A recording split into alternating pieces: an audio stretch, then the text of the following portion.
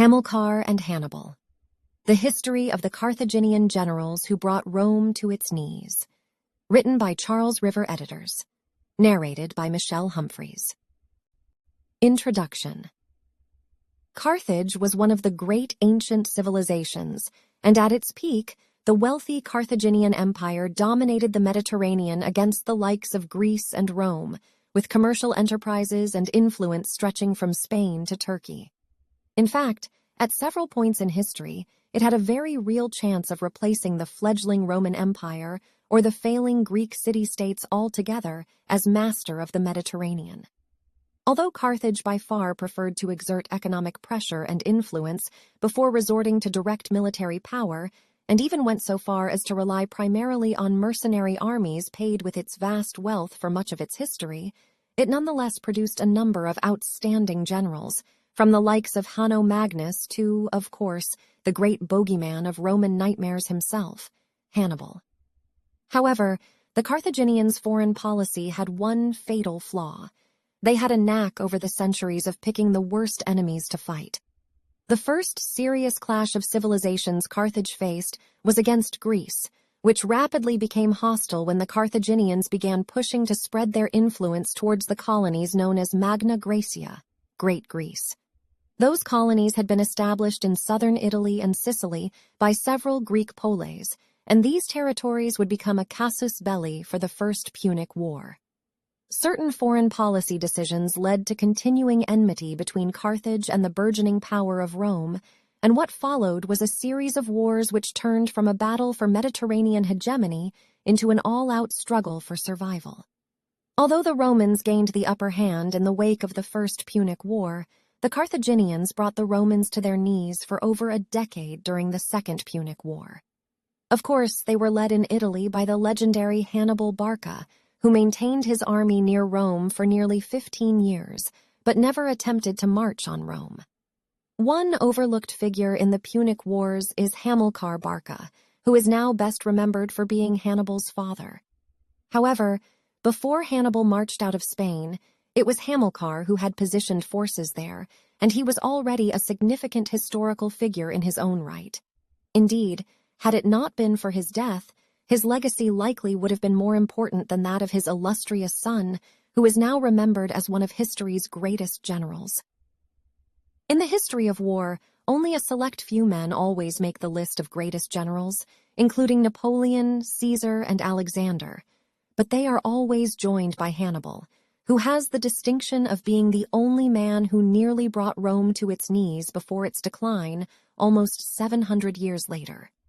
Rome never suffered a more horrifying defeat in its history than at Cannae, and indeed, Hannibal nearly rewrote the course of Western history during the Second Punic War. Even today, there remains great debate on just how he accomplished his masterful invasion of Italy across the Alps. Since his army included war elephants, historians still argue over exactly where and how he crossed over 2,000 years after he managed that incredible feat. While military historians are still amazed that he was able to maintain his army in Italy near Rome for nearly 15 years, scholars are still puzzled over some of his decisions, including why he never attempted to march on Rome in the first place.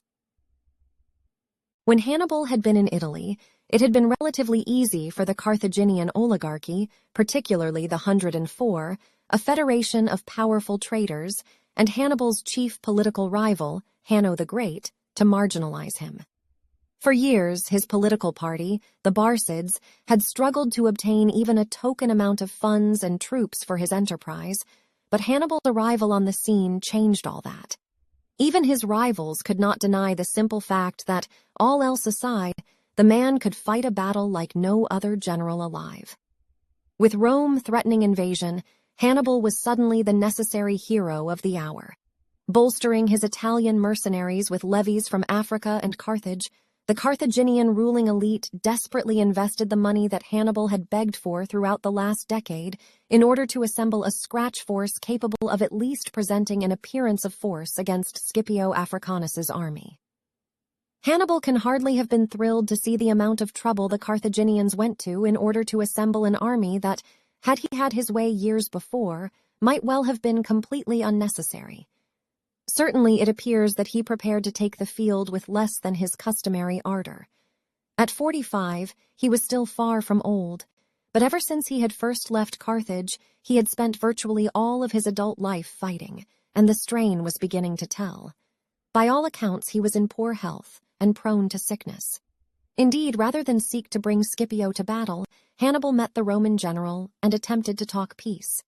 The army the Carthaginians had succeeded in gathering, not to mention the presence of Hannibal himself, convinced the Roman commander that he might be well advised to seek a diplomatic solution, and the two began negotiations, which were helped by the fact that both generals recognized a kindred spirit in the other.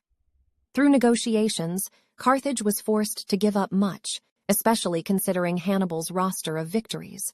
But Rome's star was on the rise once again, and Hannibal knew he could not hope to win a protracted war. Hannibal agreed to the Romans' terms. Carthage would lose possession of Iberia and the Mediterranean islands, renouncing all claims to overseas territories, but maintaining its heartland and African possessions, with the exception of the Numidian kingdom of Massinissa, who had declared for Rome. Reparations would be made to Rome itself and to the countless families which Carthage's wars had decimated, and the Carthaginian army and fleet must both be reduced in numbers, in order for them to never again threaten Rome's supremacy. Hannibal, who recognized these terms, though harsh, as probably the best deal Carthage was likely to achieve, acceded to them, but the proposed peace between him and Scipio never happened.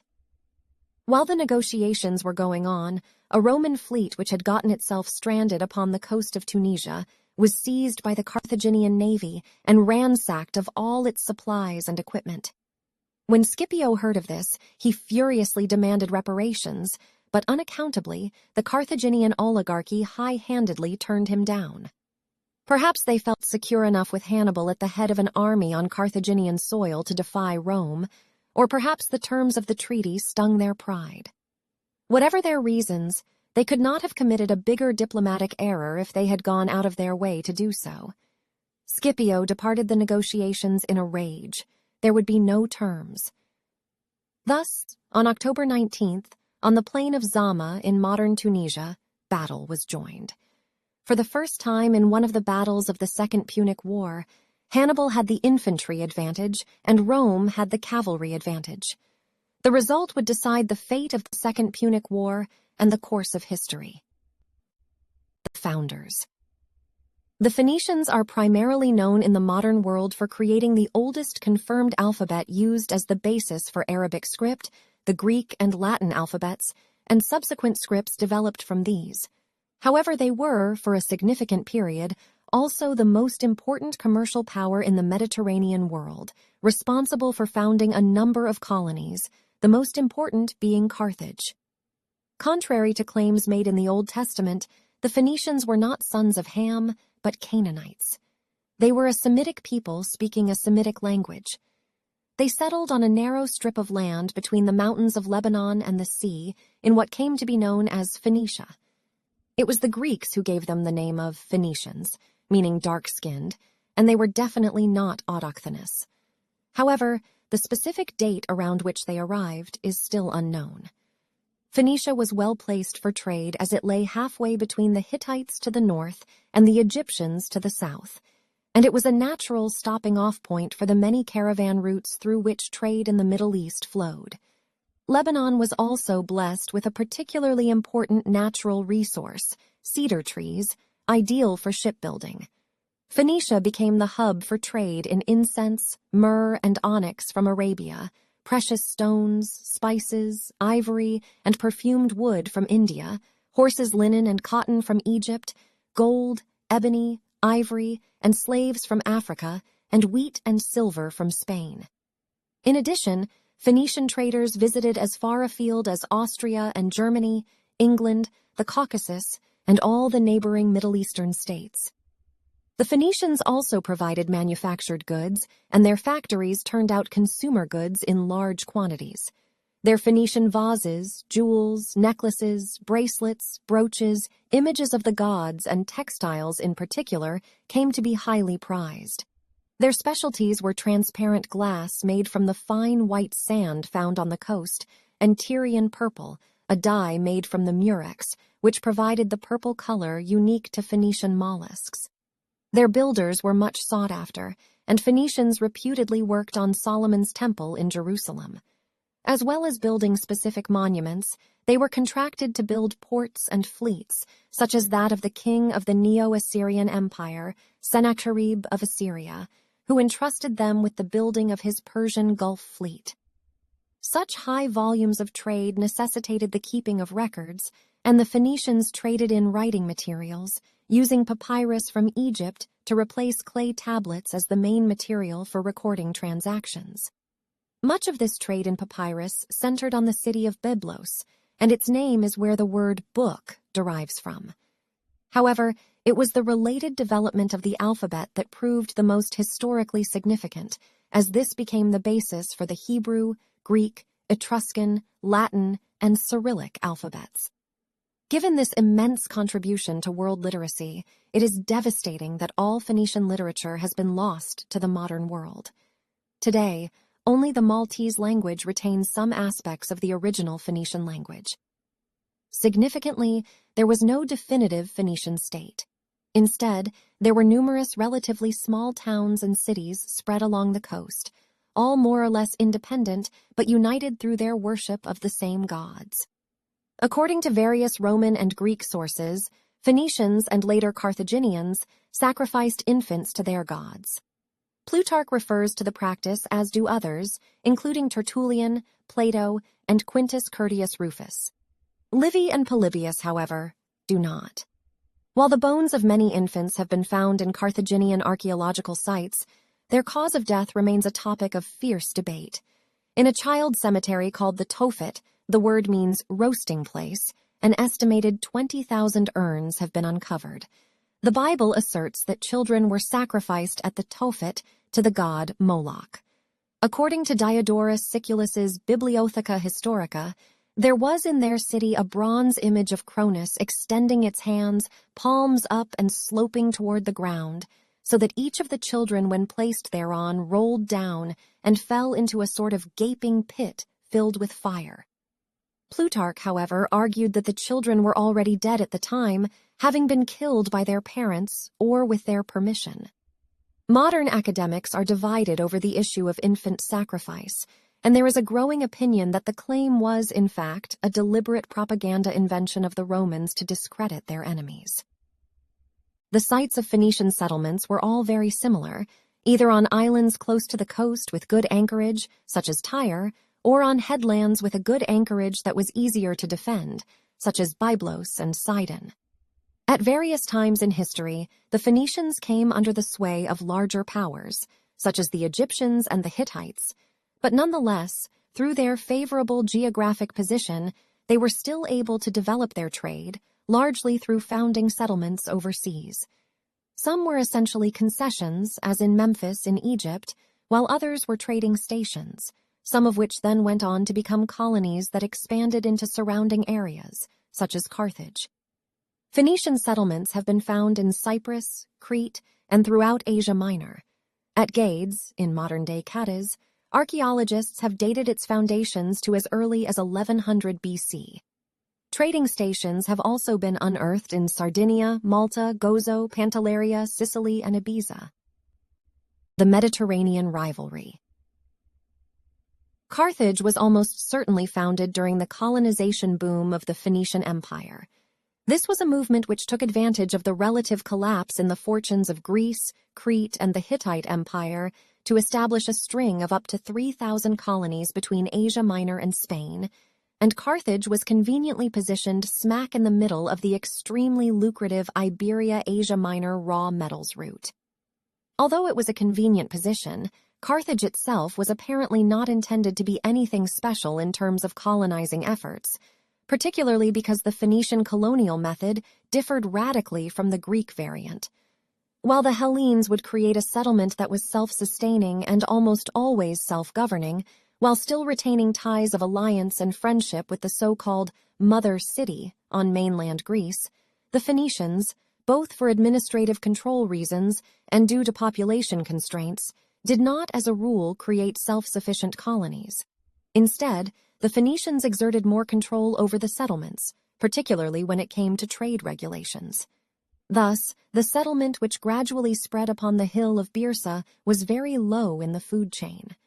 From 850 to 650 BC, Carthage gradually became more and more wealthy thanks to her privileged position straddling the major land and sea trade routes of the Mediterranean. These 2 centuries saw the emergence of what would later become known as Punic culture, a distinctly West African Phoenician identity which differed noticeably from its predecessor. The growth of this culture indicated a rise in influence on Carthage's part, and that rise manifested itself in 650 BC when Carthage founded its own independent colony, a settlement on Ibiza, without assistance from Tyre. As the fortunes of Tyre and the Phoenician Empire waned, first with the loss of Sicily to the ever-expanding Greeks, and then with Nebuchadnezzar of Babylon's great siege of Tyre in 585 BC, Carthage's fortunes continued to rise. More settlements were founded, more cities of the North African seaboard were brought under direct Carthaginian control rather than paying their dues to Tyre, and a large colony was established in Syrtis, between Tunisia and Libya. Additionally, Carthage's rise was bolstered by the influx of a large number of immigrants of both wealth and high political status from Tyre itself, as many of the elite fled the conflicts which enveloped the Phoenician capital. For centuries, Carthage's expansion had progressed relatively smoothly, with no one challenging their dominion over the Mediterranean. Even the Etruscans, whose heyday coincided with Carthage's rise to prominence, had not vied with the Punic Empire for supremacy. In fact, the Etruscans had become valued trading partners and then allies, despite several incidents involving pirates. However, near the end of the 6th century BC, a new power was emerging on the Mediterranean with hitherto unseen forcefulness, swallowing up the Etruscan cities and pursuing a policy of ruthless military expansion which threatened to upset the balance of power for good. The Carthaginian elite felt nervous enough watching the rapid growth of Rome that in 509 BC, a treaty, the first of several, was signed between Carthage and Rome. Although at the time, Carthage was far more significant both politically and militarily, an ally on the Italian mainland who would be both belligerent and at odds with the Greeks was certainly useful. The treaty itself was similar to others that the Carthaginians had signed with various states throughout the Mediterranean, and it served to limit the sphere of influence and commercial enterprise each power was meant to abide by. In 348 BC, Carthage signed another treaty with Rome, which was now quickly becoming the dominant power in Italy. Rome gained trade access, but not settlement rights, to Sicily, while Carthage maintained a monopoly on trade in Iberia and Sardinia. Rome also gained valuable Latin possessions from the treaty, further cementing its position as a dominant Italian power. This initially cordial relationship, however, would prove to be far from lasting. Inevitably, Carthage and Rome would be locked in a mortal struggle that would define one city and ruin the other. Sicily was largely at peace, barring the occasional skirmish, for several decades after the peace with Agathocles, but Carthage had plenty of internal and external threats to worry about, not least the burgeoning power of Rome, despite their peace treaty. Another treaty was allegedly signed in 306 BC, but its authenticity is questionable. Sicily was not a problem again until around 280 BC, when Carthage launched a renewed attack on the Sicilian city-states, seizing Acragas and besieging Syracuse. Pyrrhus, king of Epirus, was busy waging war against the Roman Republic in southern Italy when he received a request for aid from several Sicilian poleis, Syracuse among them, against Carthage. Pyrrhus sailed for Sicily with a vast army, forcing Mago, the Carthaginian general, to lift the siege of Syracuse. Pyrrhus then captured Eryx and demanded that Carthage quit the island of Sicily entirely.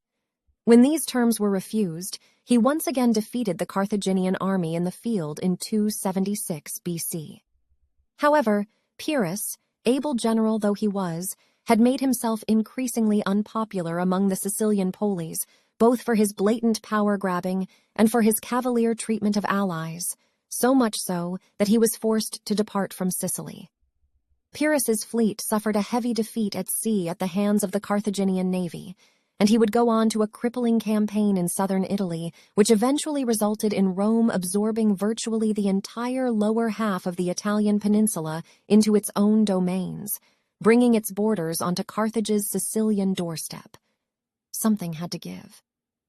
After a period of increased tension, the inevitable war finally erupted in 264 BC, and with the domination of many of the city-states, and with only Syracuse the true threat, the Carthaginians decided that they had invested far too much money, time, and effort in their war against the Greek city-states to simply abandon the field. Carthage, with its eyes firmly resting upon a future ripe with financial possibilities, as well as the ability to allow Carthaginian colonization, settled in for the long haul. Shortly after the decision was made to continue the effort, though, the ruler of Syracuse died, and as far as the Carthaginians knew, the resistance had ended. This was not the case. A group of Italian mercenaries who had been hired by the city of Syracuse started to make their way back to Italy when they stopped in the city of Messana, which offered them rest and hospitality before continuing their journey. The mercenaries took advantage of the situation and treacherously seized Messana. They expelled or slew the male inhabitants, divided their wives and children, and took control of the city. These mercenaries decided to call themselves the Children of Maimers, or Mars, and sought to establish themselves as a power. Carthage disagreed with that plan. When Carthage learned of the treachery of the mercenaries, they started to march upon the city of Messana. It was the Carthaginians' intent to punish and capture those mercenaries that they could. The mercenaries, upon discovering that they were now in the path of Carthage's fury, found their courage wanting.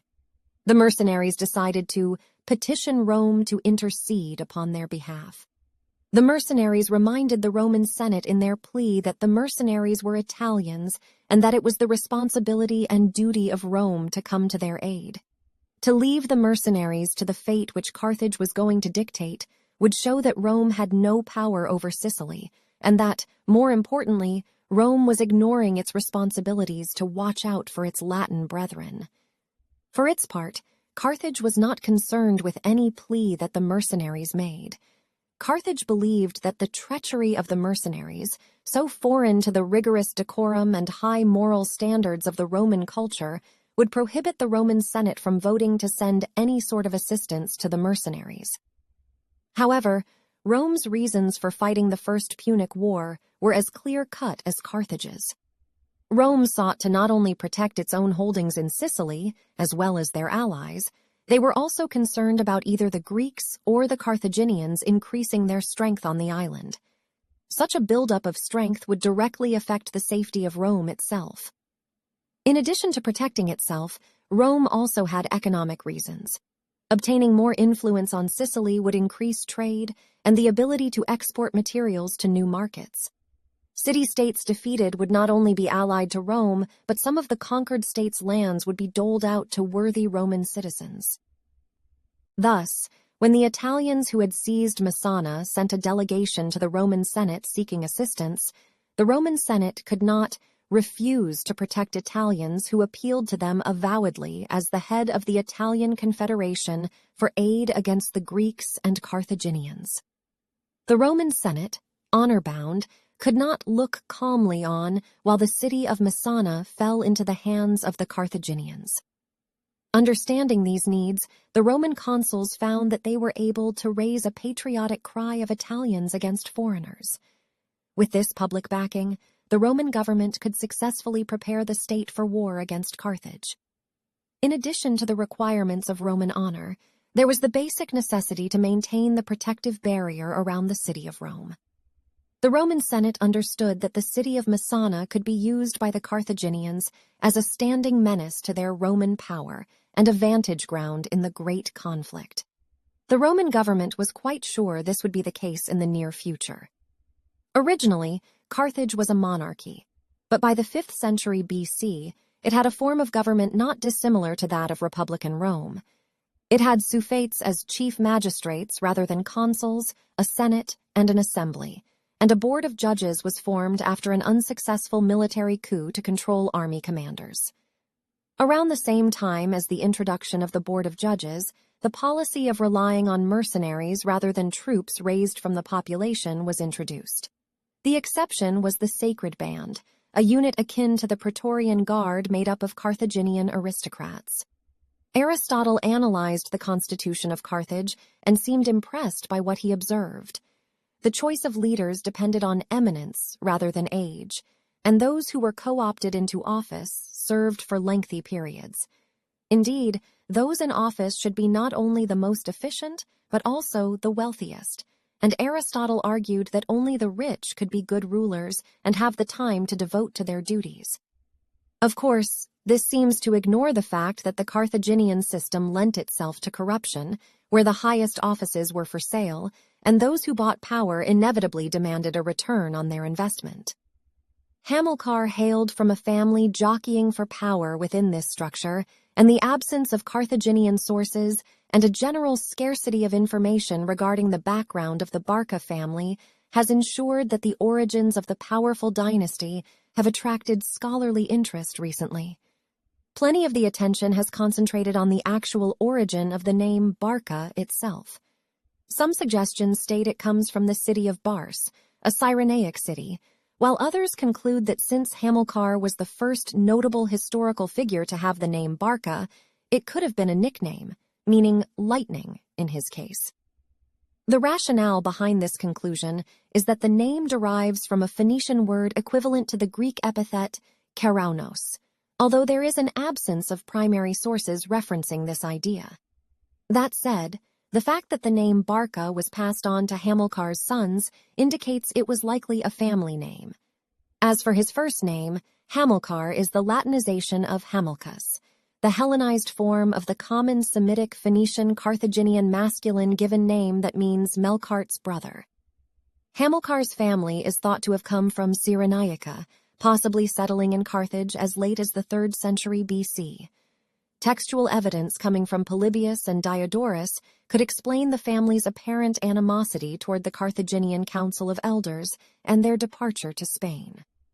What is certainly known is that Hamilcar's family was well established in Carthage by the 3rd century BC, and they were one of the leading families in the city's ruling oligarchy, coming to prominence during the First Punic War, largely due to their open hostility towards Rome.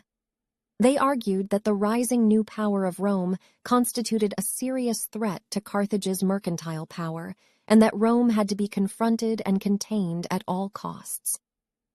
Hamilcar Barca lived from 275 to 228 BC and served as a Carthaginian general in both the First Punic War and the subsequent Mercenary War. The name of Hamilcar's wife is unknown, but together they had 6 children, including 3 sons, Hannibal, Hasdrubal, and Mago, each of which became famous military leaders in their own right. Their 3 daughters married family allies. His eldest daughter's name is also unknown, but she married Bomilcar and became the mother of Hanno the Explorer. Another daughter married Hasdrubal the Fair. His youngest daughter, supposedly named Salambo, married Naravas, a Numidian chieftain. Hamilcar's personal rise would be directly linked to his actions and leadership in the First Punic War.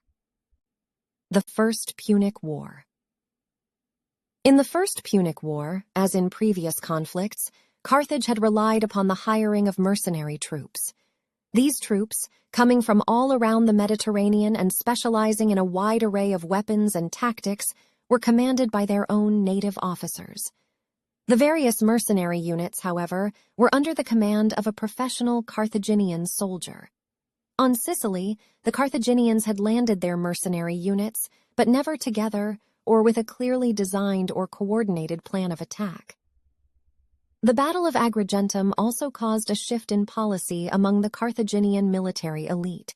Rather than face the legions on land, they would attempt to resolve the conflict at sea, where their massive and highly proficient professional navy had the advantage. That said, with few positions of strength remaining to them on the island, the Carthaginian forces under the command of the Carthaginian Hamilcar Barca opted to attack Italy. By using the Carthaginian navy and its skill upon the seas, Hamilcar launched a series of raids along the Italian coast in an effort to bring the war home to the Romans and to force Rome to withdraw its forces from Sicily. Rome did not withdraw, however, nor did it relinquish any territory which it had gained.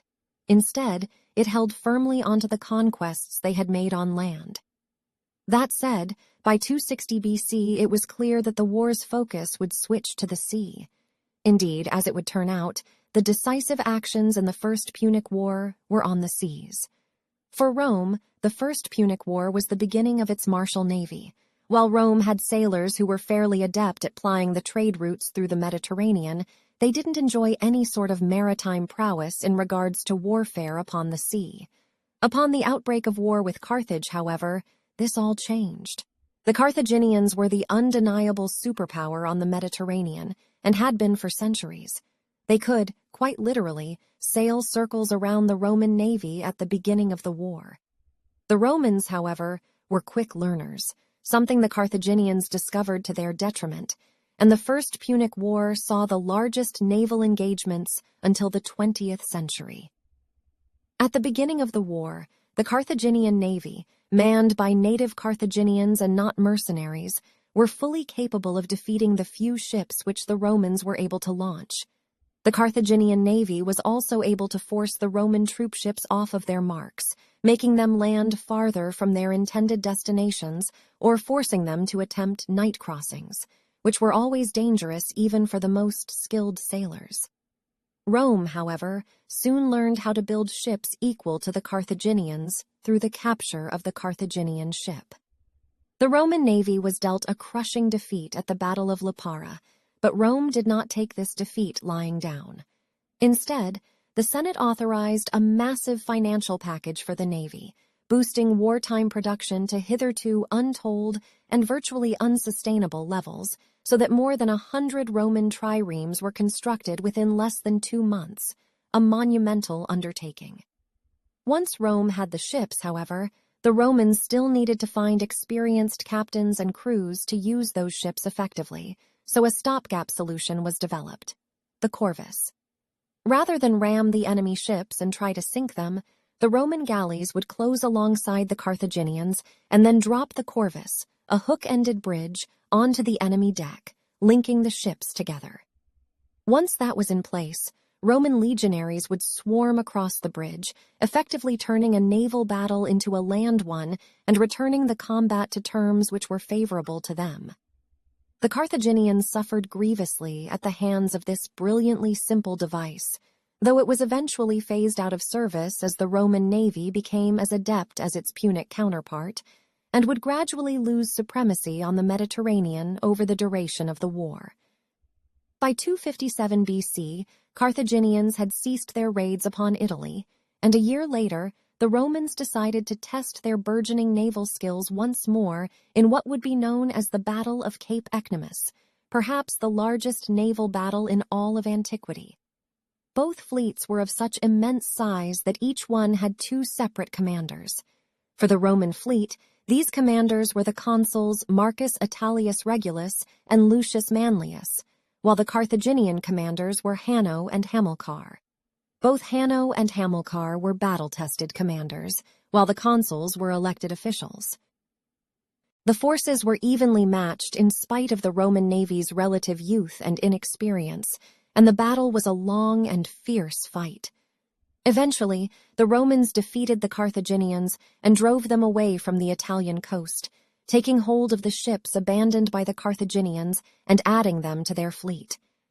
With their victory at Ecnomus, Rome had successfully driven the war away from Italy and opened the path to North Africa, which would let them bring the war to the Carthaginians. With the sea lanes to North Africa open, the Romans prepared an invasion force to assault the Carthaginian home territory, and in 255 BC they landed their legions in North Africa, seeking to crush the Carthaginians. Naturally, the Carthaginians did not wait while Rome moved towards Carthage. The city's government sought out a commander for their mercenary army and chose a Spartan-trained general, a Greek mercenary by the name of Xanthippos. The Carthaginians, changing their policy of keeping only a Carthaginian in the position of supreme command, hired Xanthippos, and brought him to Carthage. Once in the city, Xanthippus went amongst the mercenaries, some of whom he had fought with, and others whom he had fought against. These mercenaries knew the merits and victories of Xanthippus and gave him a measure of respect that no Carthaginian could hope to command, and this respect translated to rapid responses to his orders. This helped bring about the crucial Carthaginian victory in the Battle of Tunis in 255 BC. At that battle, nearly half of the Roman army and the consul Regulus were captured by Xanthippus's troops. The surviving legionaries, about 5,000 men, dug into a position which they could easily defend, and shortly after the battle, the remaining Roman troops were rescued by a portion of the Roman fleet. The Roman defeat at the hands of Xanthippus marked the end of Roman efforts in North Africa. By the next year, the Carthaginian army returned to Sicily in an effort to take back their lost holdings and to seize the entire island. At the same time, Carthage made the decision to release Xanthippus, so in 251 BC, Hasdrubal was the commander of the Carthaginian forces on Sicily. In the northwest of Sicily, the Roman and Carthaginian forces met in the Battle of Panormus, and Hasdrubal's troops were defeated and pushed back, eliciting an attempt at peace negotiations from the Carthaginians. This gesture was made through the release of the consul Regulus, who had been captured at the Battle of Tunis. Hamilcar took sole command of Carthaginian land forces in Sicily in 247 BC, and for the next 6 years he kept his army intact and led a successful guerrilla war against the Romans. When Hamilcar first arrived in Sicily, the Carthaginians had temporarily regained control of the seas, but on land they only held the cities of Lilybaeum and Drepanum. He was somewhat hampered by the internal wranglings of the ruling aristocracy as to where Carthaginian resources should be focused. Those favoring an expansionist policy in North Africa, led by Hanno II, who was also pro-Rome, won out over those who favored Hamilcar's option for using their restored naval dominance to retake the areas of Sicily they had lost and then took the war into Italy. The rivalry for control of Carthage's foreign policy between Hanno's aristocratic peace party and Hamilcar's supporters, mainly the merchant class and ordinary citizens, would shape Carthaginian politics for years to come. At the time, Carthage found it hard to sustain the war on its two major fronts. In addition to maintaining a fleet and an army in Sicily, they had to deal with Libyans and Numidians in northern Africa. The lack of resources to deal with both threats meant Hamilcar was only given a small army to defend Sicily, and the Carthaginian fleet was gradually withdrawn. By 242 BC, Carthage had virtually no naval presence left in Sicily. Hamilcar based himself near Panormus in 247 BC, at a time when many in Carthage believed there was no point in sending a large force to Sicily.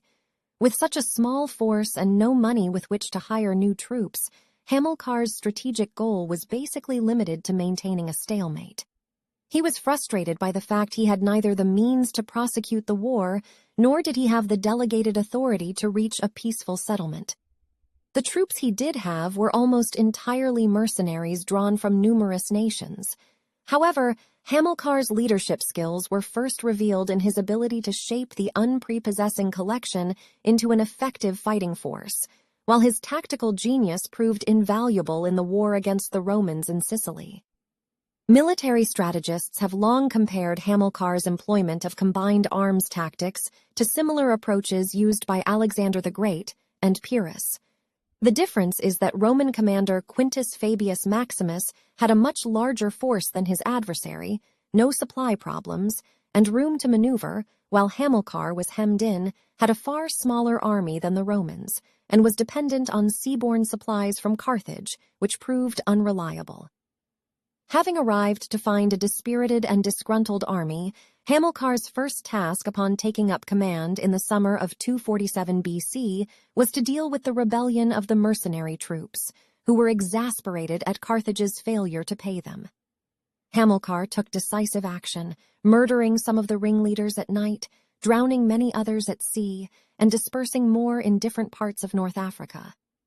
Another major task was to enhance the spirit of the army in the process of creating a highly disciplined and versatile force. He built a bastion named Hircte near Panormus, from which he organized his guerrilla war against the Romans for the next several years. Hamilcar's occupation of the height of Hircte has been explored in a number of academic works, with 4 possible locations being identified as the actual site of the fort. Hamilcar was said to have decided on his site when returning from a raid on the Italian coast. Its commanding position beside the sea made it the ideal spot, as there was also a sheltered bay at the foot of the mountain where he could build a naval station.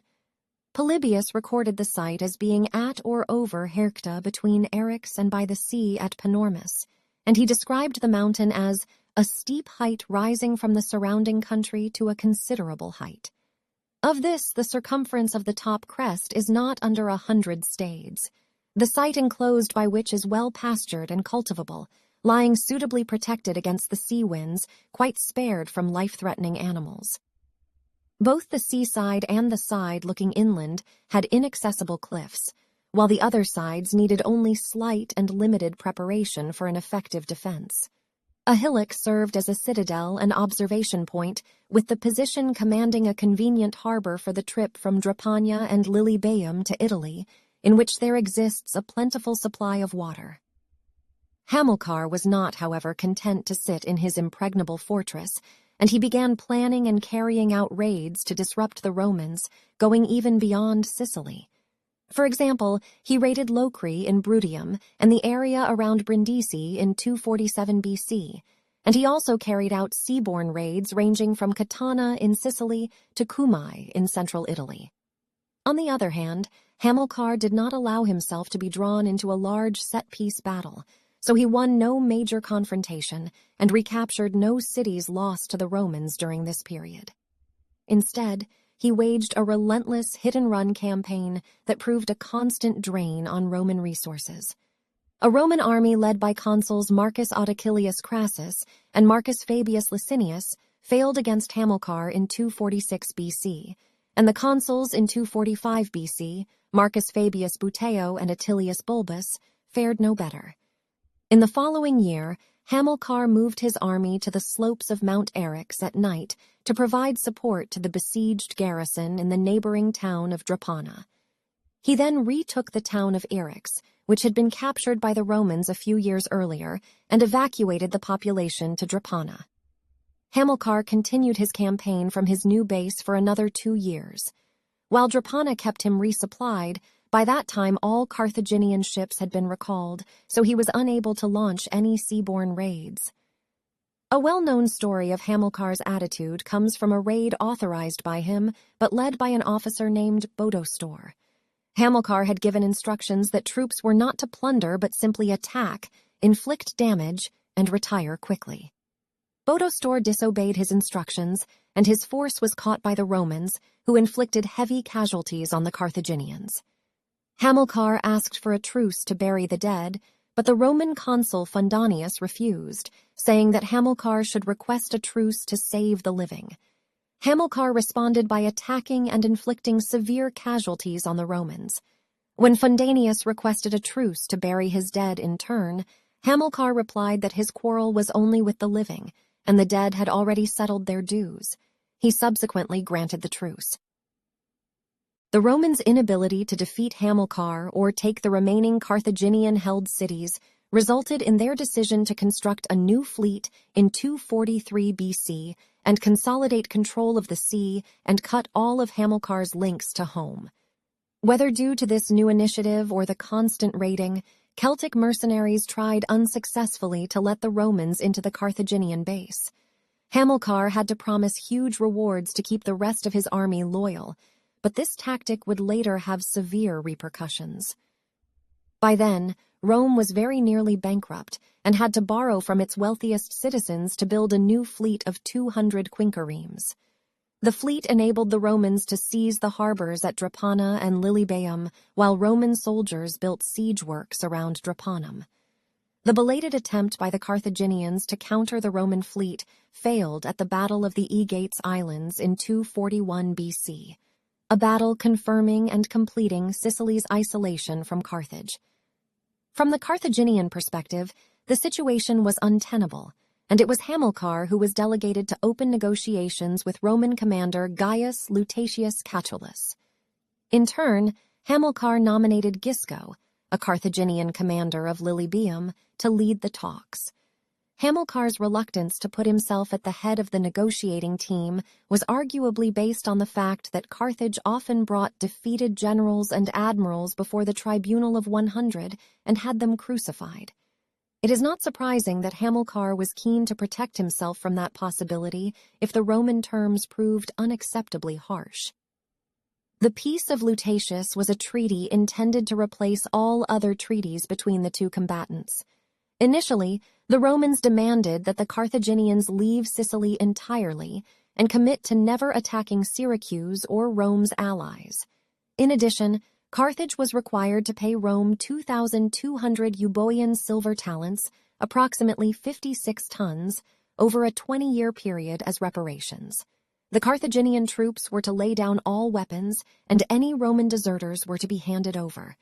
Hamilcar refused the last two conditions.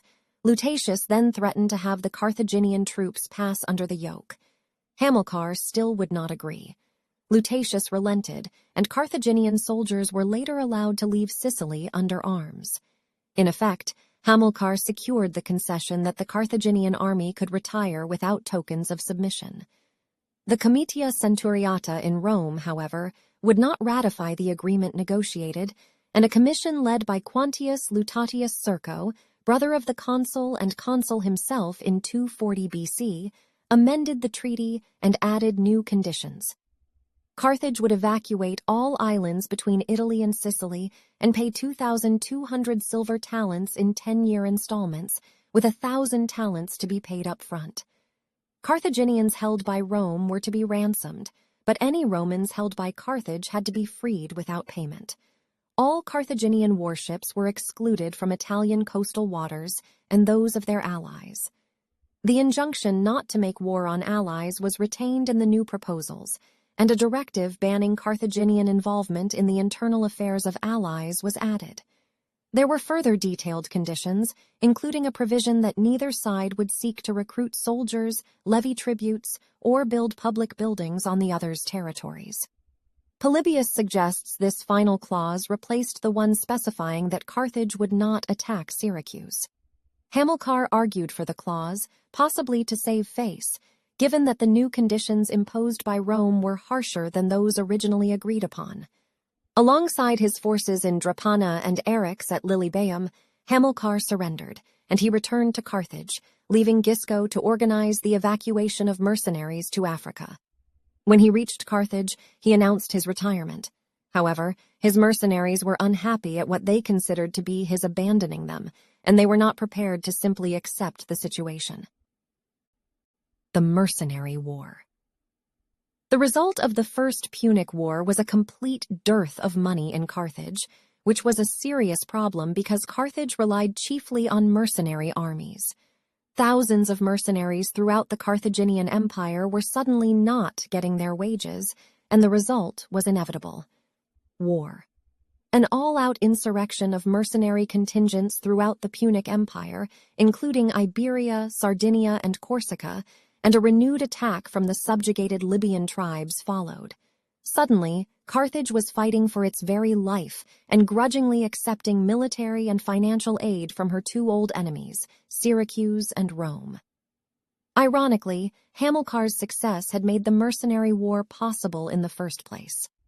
Hamilcar was not defeated in Sicily in the conventional sense, so the number of his troops had not been reduced to any great extent, leaving an army of approximately 20,000 angry and frustrated soldiers wanting the pay due them. Hamilcar organized the return of troops to Carthage through General Hasdrubal Gisco, arranging for practical small groups to be sent at a time. Hamilcar's thinking was that the city would spread out the payments, avoiding direct clashes and preventing the whole force from joining together. Carthaginian authorities, however, waited until the whole army had gathered, probably in the summer of 241 BC, and tried to get the mercenaries to accept less than Hamilcar had promised. As the strain of maintaining the army increased, Carthaginian authorities sent the mercenaries off to Sicca, once more pleading with them to forego all of their unpaid wages because the settlement with Rome had impoverished the city. The discipline Hamilcar achieved with the mercenaries had broken down, and when Hanno the Great made it absolutely clear that Carthage would not honor Hamilcar's promises over wages, they marched on Tunis in September of 241 BC, and the mercenaries even refused to accept Hamilcar as an arbitrator, angered by his refusal to accompany his army from Sicily and his retirement to Carthage as soon as the treaty with Rome had been formalized.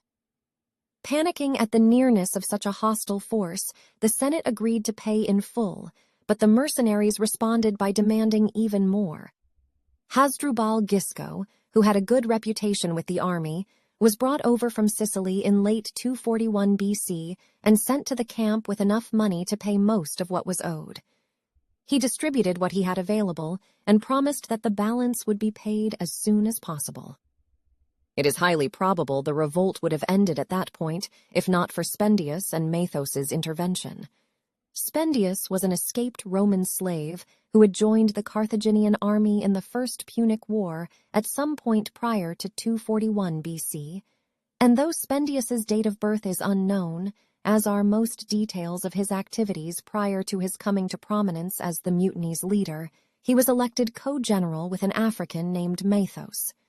Mathos was a Libyan, recruited into the Carthaginian army during the First Punic War like Spendius, at some point prior to 241 BC, and as an African, he was well placed to incite rebellion between Carthage's North African possessions, and they responded to his call by providing him with provisions, money, and 70,000 troops. The ensuing war lasted 4 years. Hamilcar was appointed joint commander of the Carthaginian army alongside Hanno, but there was no cooperation between the two. While Hanno confronted Mathos in the north near Hippo, Hamilcar concentrated on retaking towns defecting to the rebels. Spendius continued to avoid any large battles, which proved wise as when he was eventually brought to a battle, he lost over 10,000 men, and 4,000 were captured. From the time of his appointment, Hamilcar offered captured mercenaries the option of joining his army or being transported to their homelands. The two rebel leaders decided that such leniency could well undermine their forces, so to prompt a reaction from Hamilcar, they had 700 Carthaginian prisoners, including Hasdrubal Gisco, tortured to death. They had their hands cut off, they were castrated, their legs were broken, and they were thrown into a pit and buried alive. As intended, the Carthaginians killed their prisoners, and from then on, neither side showed any mercy. The unusual ferocity of the fighting caused Polybius to term it the Truceless War. All subsequent prisoners taken by the Carthaginians were trampled to death by elephants. The Carthaginians eventually trapped Spendius in a pass known as the Saw. Without any supplies or the possibility of getting any, the rebels ate their horses, their prisoners, and then their slaves, hoping Mathos would rescue them from his base in Tunis. Spendius and Autorytus finally arranged a meeting with Hamilcar to discuss terms of surrender. The whole entourage was taken prisoner and crucified within sight of the defenders in Tunis. The leaderless rebels then attempted to fight their way out in the Battle of the Saw and were massacred. In 239 BC, the previously loyal cities of Utica and Hippo murdered their Carthaginian garrisons and joined the rebels. The Romans declined the city's offer to occupy it. It was at that point that Mathos made the decision to move his base of operations to Tunis. Hamilcar laid siege to Tunis in late 238 BC, but he abandoned it soon thereafter. Despite the siege being lifted, few supplies were getting through, and Mathos decided the situation untenable. He led the army to the port city of Leptis Parva, just south of the modern city of Monastir in Tunisia. Hanno and Hamilcar finally agreed to work together, and their combined forces marched after them with an army of 25,000, including every Carthaginian citizen of military age. Mathos decided to gamble everything on one battle, but it was a disastrous loss. Hamilcar and Hanno agreed that on this occasion they would not execute those captured. Instead, they would be sold into slavery. Mathos was, however, different. After his capture, he was dragged through the streets of Carthage before being tortured to death. Iberia. As the mercenary war was coming to a close, Carthage was hit by a series of other disasters in 239 BC. Its fleet and supply flotilla bringing supplies from Emporia sunk in a storm, and more significantly, the mercenaries in Sardinia rebelled. The rebels besieged Boster, and when it fell, all Carthaginians defending the citadel were executed. All Carthaginian territories in Sardinia were captured, one by one. Carthage sent a newly recruited mercenary force under Hanno to retake the island in 239 BC, but they too rebelled, killing Hanno and the Carthaginian officers. The rebels then asked Rome to take over Sardinia, but they were refused, as was a similar request from Utica. Up to that point, Rome had scrupulously adhered to the terms of the treaty that ended the First Punic War and even sent supplies to Carthage to help with the fight during the mercenary war. The mercenaries in Sardinia did not treat the local population well, thus provoking them to turn on the rebels, and they were successful in forcing them to leave the island in 237 BC when they retreated to mainland Italy, and again asked Rome to support them in retaking the island. On that occasion, despite treaty obligations, the Romans seized Sardinia and Corsica and demanded that Carthage pay 1,200 talents for its refusal to renounce its claim on the islands. The local population on both islands tried to fight off the Roman takeover, but without assistance from Carthage, it was an impossible task. The Romans' actions set the scene for the Second Punic War, but the more immediate consequences were felt in Carthage itself. The aristocratic party had dominated Carthaginian politics since 248 BC, with its nobles consistently advocating a policy of appeasement with Rome, even if it meant giving up territories. The policy was to minimize Sicilian operations while Hamilcar was in command, reduce the navy, and support Hanno the Great's conquests in Africa. This approach contributed to Carthage's ultimate defeat in the First Punic War. They had remained in power throughout the mercenary war and generally opposed Hamilcar's more aggressive policies. Hamilcar did, however, have his supporters, particularly in the mercantile class, whose interests lay in holding on to Carthaginian-controlled territory. Hamilcar's son-in-law, Hasdrubal the Fair, emerged as the nominal leader of the group, but it was Hamilcar who shaped policy. Flying in the face of facts, the aristocratic party blamed the loss in the First Punic War, the mismanagement of the mercenaries that had led to the mercenary war, and the rebellion in Sardinia on Hamilcar, but the popularity he enjoyed amongst the people thwarted any attempt to put him on trial. Hamilcar, along with Hasdrubal, managed to engineer a restriction of the power of the aristocracy and secure immunity from prosecution for himself and his officers. Hamilcar's faction was strong enough to ensure that he could implement his next plans. While he prioritized the payment of the war indemnity so the Romans would have no excuse to interfere in Carthaginian affairs, he firmly believed that further conflict with Rome was inevitable, and he began preparing Carthage for that eventuality. He obtained permission from the Senate to recruit and train a new army, ostensibly to secure Carthage's North African possessions, when he, in fact, had a far more ambitious goal in mind. Hamilcar decided that the way to restore Carthage's power and prepare for the next round with Rome was to develop its Spanish assets and become a more overt imperial power. Spain was rich in timber, mines, and men, and he believed that the Romans could hardly object if they wanted Carthage to continue paying the huge war reparations demanded of Carthage if it tried to increase its revenues. Just as importantly, Hamilcar recognized that even if the Carthaginians lacked the necessary sea power, Italy could be reached directly by land from Spain, which might prove invaluable in future conflicts. The fact that Spain was some distance from both Carthage and Rome also appealed to Hamilcar, who intended to build surreptitiously for the future. Without the consent of the Carthaginian Senate, he ferried his army from North Africa to Gades in 236 BC, where he hoped to build a new empire to compensate Carthage for the loss of Sicily and Sardinia. Prior to his departure from Carthage, Hamilcar made sacrifices to the gods.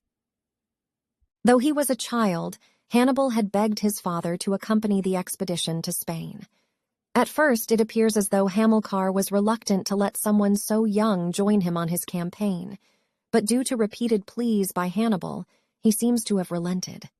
Whatever his reasons, the young Hannibal was certainly with the Carthaginian army when it marched along the coast of North Africa to the Strait of Gibraltar, where, under Hamilcar's supervision, the troops were ferried across the narrow strait and onto Spanish soil. The journey took Hamilcar's army some months, but at the time the Carthaginian navy was in such a parlous state that there were simply not enough ships available to transport the army by sea from Carthage itself, leading Hamilcar to take the longer coastal route. Hamilcar landed near modern Cadiz in the summer of 237 BC, at a time when Carthage had lost control of the territories it had before the First Punic War, so Hamilcar presented the military invasion as simply retaking what Carthage had previously held. Phoenician settlements, founded in many cases centuries earlier along the Atlantic and Mediterranean coasts of southern Spain, were, in the main, trading posts. Although they might control a limited area around the settlement, they had no direct control over the tribes inhabiting the wider areas of the peninsula. At this time, many of the Iberian and Celtiberian tribes were not unified and notoriously warlike. In addition, the Phoenicians had been in competition with the Greeks, especially those from Massalia, in trade and the foundation of settlements. Phocian Greeks had built colonies in Catalonia, at Minca near Malaga, and 3 colonies near the mouth of Sucro. The rivalry between the Greeks and Phoenicians had led to the Phoenicians allying with the Etruscans to push the Greeks out of Corsica and destroy the colony at Manchi. By 490 BC, Massalia had defeated Carthage twice, and a boundary along Cape Now in Iberia was agreed upon. Massalia became closer to Rome over the years, and by 237 BC, the two were allies in all but name. This relationship was a significant factor in the politics of the region. Hamilcar's immediate objective in Iberia was to gain access to the gold and silver mines of the Sierra Morena. Negotiations with the Tartessian tribes proved successful, probably because they had well-established links with the Phoenicians and their heirs, the Carthaginians. Tartessos, or Tartessus, at the mouth of the Guadalquivir River was a harbor city controlling the Iberian Peninsula's south coast. This is mentioned in sources from Greece and the Near East beginning in the first millennium BC. Archaeological finds in the region have confirmed that the Tartessian culture was well established, and to date, 97 inscriptions have been discovered in the Tartessian language. The Tartessians were also rich in metal, and in the 4th century BC, the historian Ephorus described Tartessos as having a plentiful supply of tin, gold, and copper brought from Celtic lands. Trade in tin was vital since it is an essential component of bronze and is comparatively rare. Several early sources refer to Tartessos as a river. Herodotus claimed that it rose in the Pyrenees and flowed out to sea outside the Pillars of Hercules. However, no such river now flows, and there is no evidence that one ever did. Writing in the 2nd century AD, Pausanias gave specific details of the location of the city. They say that Tartessus is a river in the land of the Iberians, running down into the sea by 2 mouths, and that between these 2 mouths lies a city of the same name. The river, which is the largest in Iberia and tidal, those of a later day called Baetis, and there are some who think that Tartessus was the ancient name of Carpia, a city of the Iberians. The river, known in his day as the Baetis, is now the Guadalquivir. One theory is that Tartessos may have been buried under the shifting wetlands. The river delta has been gradually blocked by a sandbar stretching from the mouth of the Rio Tinto near Palos de la Frontera to the riverbank opposite Sanlúcar de Barrameda. In the 1st century AD, Pliny the Elder incorrectly identified the city of Cartea as Tartessos. The site of Gades was deliberately built by the Phoenicians to be near Tartessos on the island of Erythea, northwest of Gibraltar at the tip of the Iberian Peninsula. It is thought to be one of the most ancient of cities still standing in Western Europe. Some sources place its founding by the Phoenicians of Tyre in the 8th century BC, while others suggest it might date from around 1100 BC.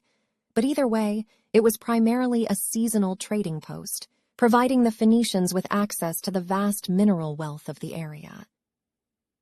Perhaps unsurprisingly, the Greeks and Romans did not accept the Phoenician version of the city's origins, claiming it had been founded as a result of one of the 12 labors of Hercules, the 10th of which required him to capture the cattle owned by the three-headed monster Geryon and take them to Eurystheus, the king of Mycenae.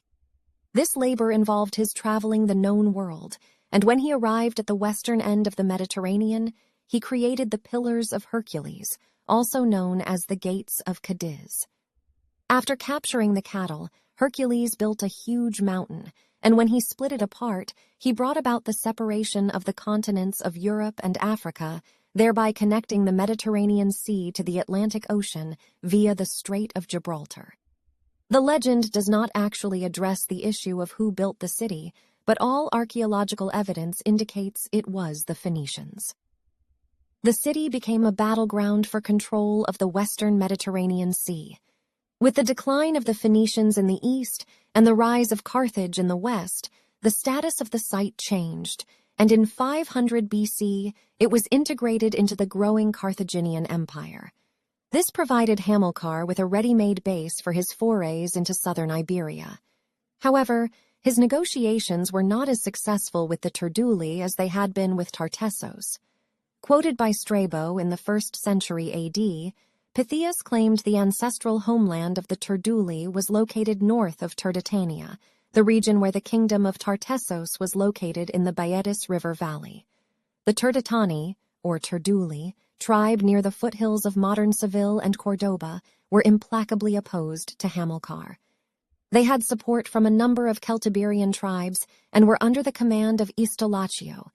Hamilcar defeated these allied tribes, killed the leaders, and either released captured prisoners or incorporated them into his own army.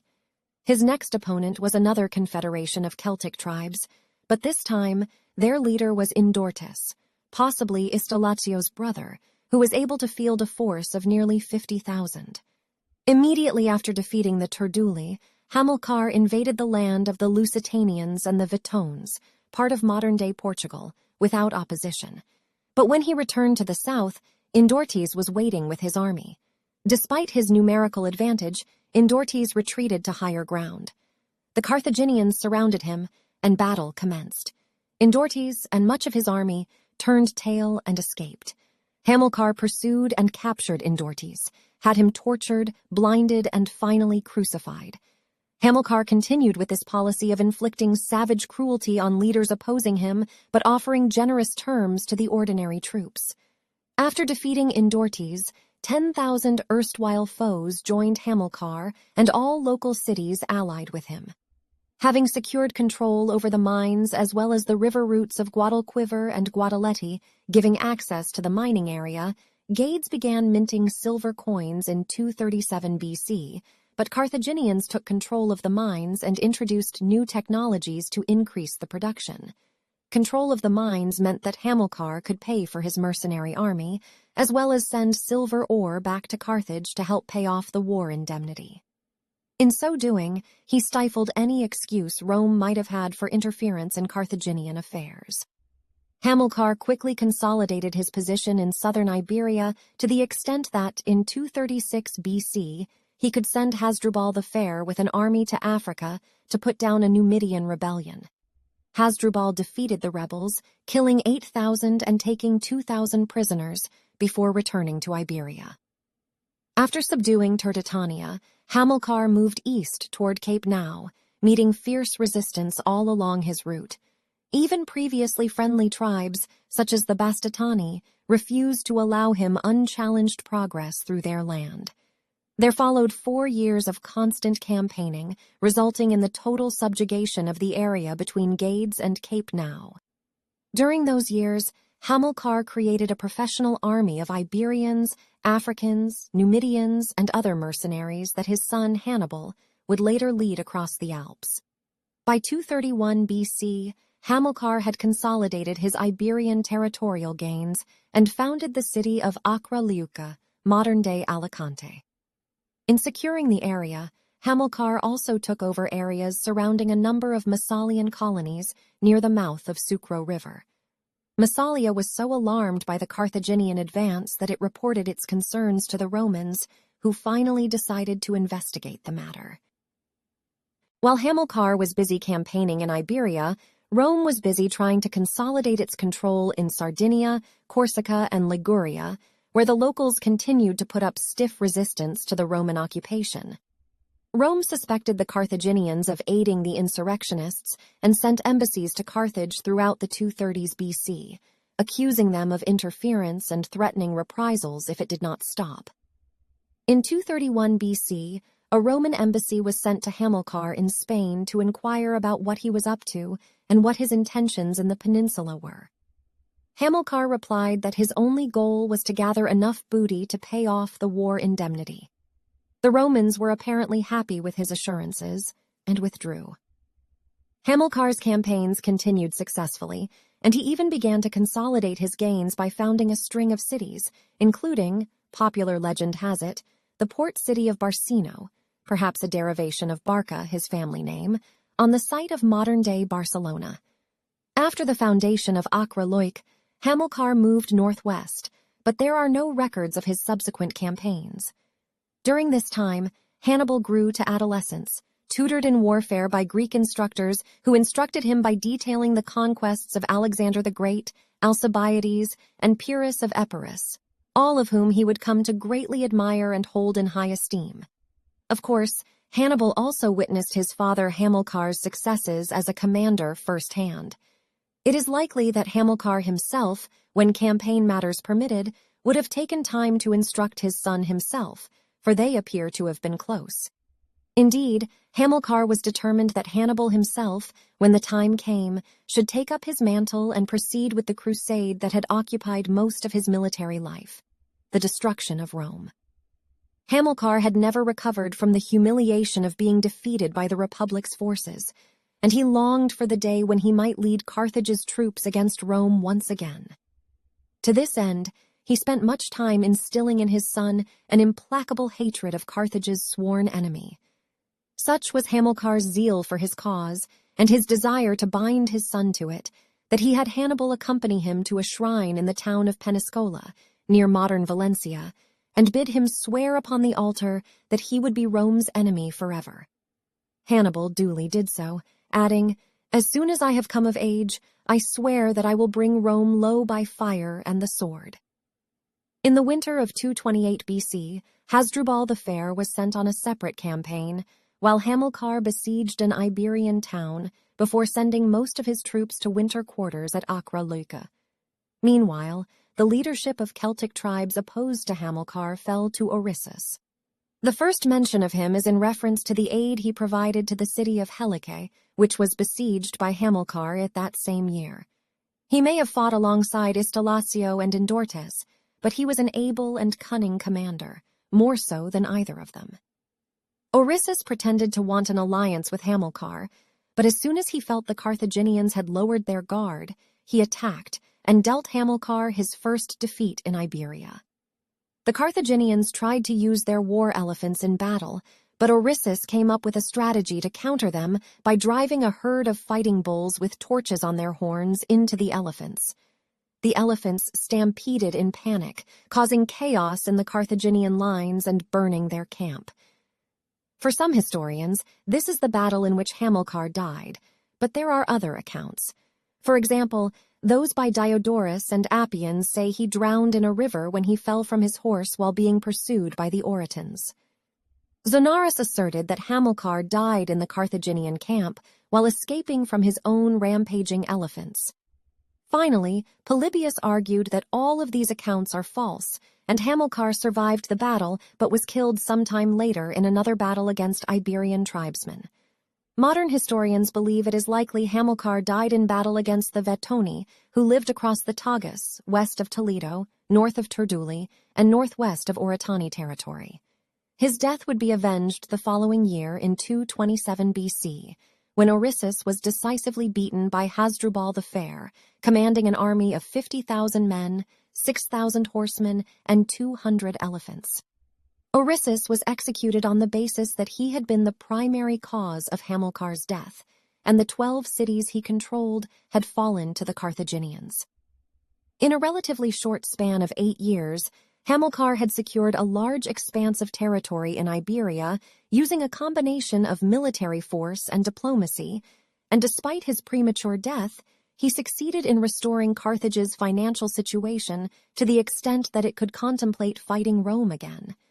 As such, Hamilcar's plan to extend Carthaginian control over more of Iberia did not end upon his death.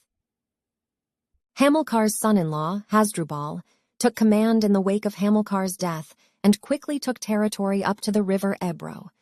The Greek colonies became even more agitated, and they appealed to Massalia, who then appealed to Rome to curtail the Carthaginian aggression. At the time, Rome had no territory in either Gaul or Spain, which meant their concerns were primarily economic and related to the possibility that Carthage could regain the preeminent position it had held prior to the First Punic War. A very specific problem was tin, which was a highly strategic material because a mixture of 10% tin to 90% copper was needed to make bronze, the essential alloy used to make non-rusting weapons. Copper was readily available, but tin, for Massalia, came almost exclusively from Cornwall. The route from Cornwall was via Brittany and then down the west coast of Gaul, skirting the Pyrenees, then around Carcassonne before reaching its destination. Both the Massalians and the Romans were concerned that any Carthaginian advance beyond the Ebro would put this vital trade route at considerable risk. In 226 BC, a Roman delegation met with Hasdrubal to negotiate a settlement of the issue. At that meeting, it was agreed that the Roman sphere of influence would extend as far as the northern bank of the Ebro, while Carthaginian influence was to stop at the southern bank. However, there was one problem, in the form of Zakynthos, later Saguntum. This Greek city lay south of the Ebro, putting it within the Carthaginian sphere of influence, but it would prove pivotal in leading the Carthaginians and Romans to renew their hostilities in what became the Second Punic War. It appears likely that around 225 BC, Hasdrubal began plotting with the Gauls of the Po Valley in the north of Italy, the only as yet unconquered area in the Italian peninsula, to launch an attack on Rome with Carthaginian backing.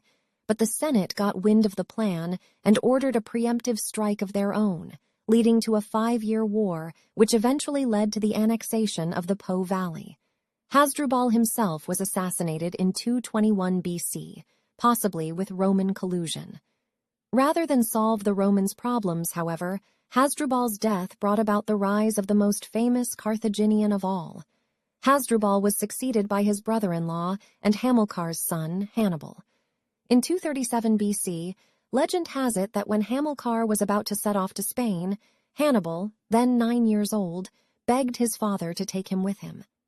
Hamilcar was about to offer a sacrifice to the gods to ensure the success of his campaign, and although he refused his son's request, he did place Hannibal's hand on the animal to be sacrificed and asked him to swear that he would never forget that Rome was the enemy.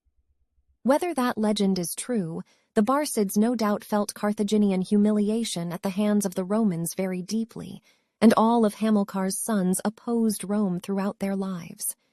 Hannibal proved to be a natural military genius and a leader who inspired his men with his personal bravery and his willingness to share all their daily hardships.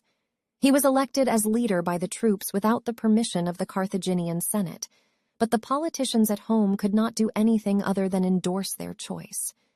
This method of choosing their own leader reinforces the idea that leadership in the Iberian Peninsula was a kind of personal dictatorship vested in the Barca family. Cornelius Nepos claimed that Hannibal was a scholar as well as a soldier, and this assertion ties in with the level of statesmanship that he exhibited in the latter part of his career. He was taught Greek by Soselos, and it is said he wrote books in Greek.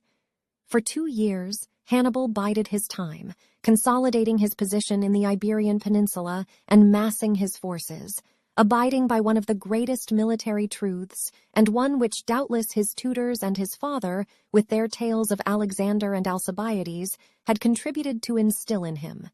numbers do not matter so much as concentration of force. After all, the army sizes don't matter if troops are not available to fight in one single critical location at any given time. Meanwhile, even as Hannibal was preparing to strike out against their very heart, the Romans seem to have grown unusually complacent. To a sense, this may have been rational, as Hannibal was new to overall command, and with both Hamilcar and Hasdrubal dead, the Romans must have felt themselves secure. The troops that Hannibal commanded were professional soldiers who fought for pay and plunder rather than any particular state or political ideal. They comprised a relatively small number of Carthaginians, Gauls, Africans, and Iberians. The typical Greek phalanx was the core of the army, and its tactics derived from the hoplite warfare practiced in Greece. However, the most distinctive troops were the Balearic slingers. They used pebbles or leaden bullets and were accurate both over short and long range. It is said that they could hit a target at distances that archers could not match. Their overall firepower was well in excess of anything that contemporary archers could match. The Spaniards tended to provide heavy cavalry with 2 men on horseback, one to fight from the horse and the other to dismount and fight on foot. The Numidians, who came mainly from Algeria and Morocco, were considered the most fearsome of the Carthaginian troops. The term Numidian stems from the word nomad, and they were expert horsemen. Their light cavalry units were swift, and they developed a tactic of charge and retreat that heavily armed hoplite troops could not counter. The most famous Carthaginian units were the fighting elephants. Unlike most fighting elephants previously used in war, which were Indian, the Carthaginian ones were African of the Cyclotis variety known as forest elephants, to distinguish them from the larger bush elephants found in Central and Southern Africa.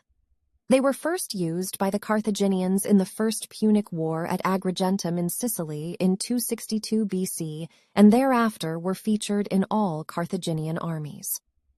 When Hannibal first took command of the Carthaginian forces, there was still considerable consolidation work to be done in Spain before he could turn his attention to Rome.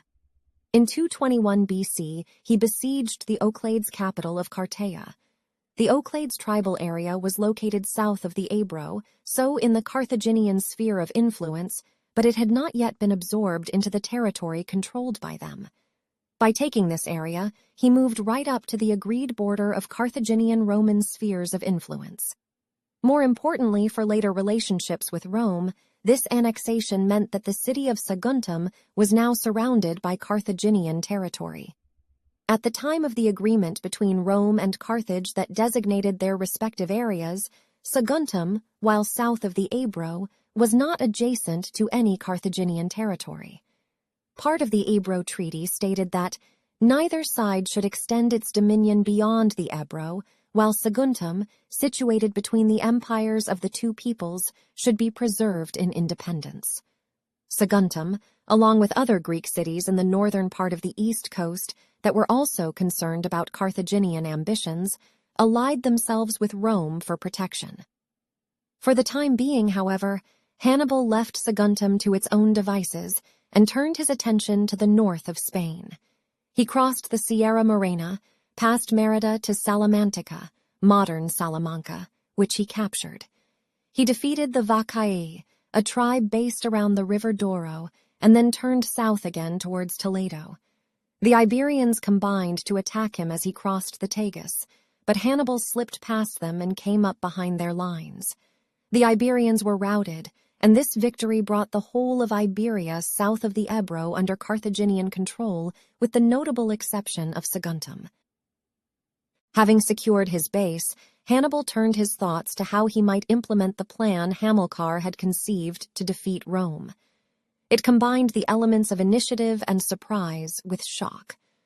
The main feature of this audacious plan was none other than the concept that the next war with the Romans had to be fought on Italian soil, and the route to Italy had never looked as possible as it did in the first years of Hannibal's leadership. The Gauls, in northern Italy, were already in a state of ferment, and as recently as 225 BC, an alliance of Gallic tribes had invaded Etruria, defeating a Roman army at Faesulae and going on to ravage the countryside.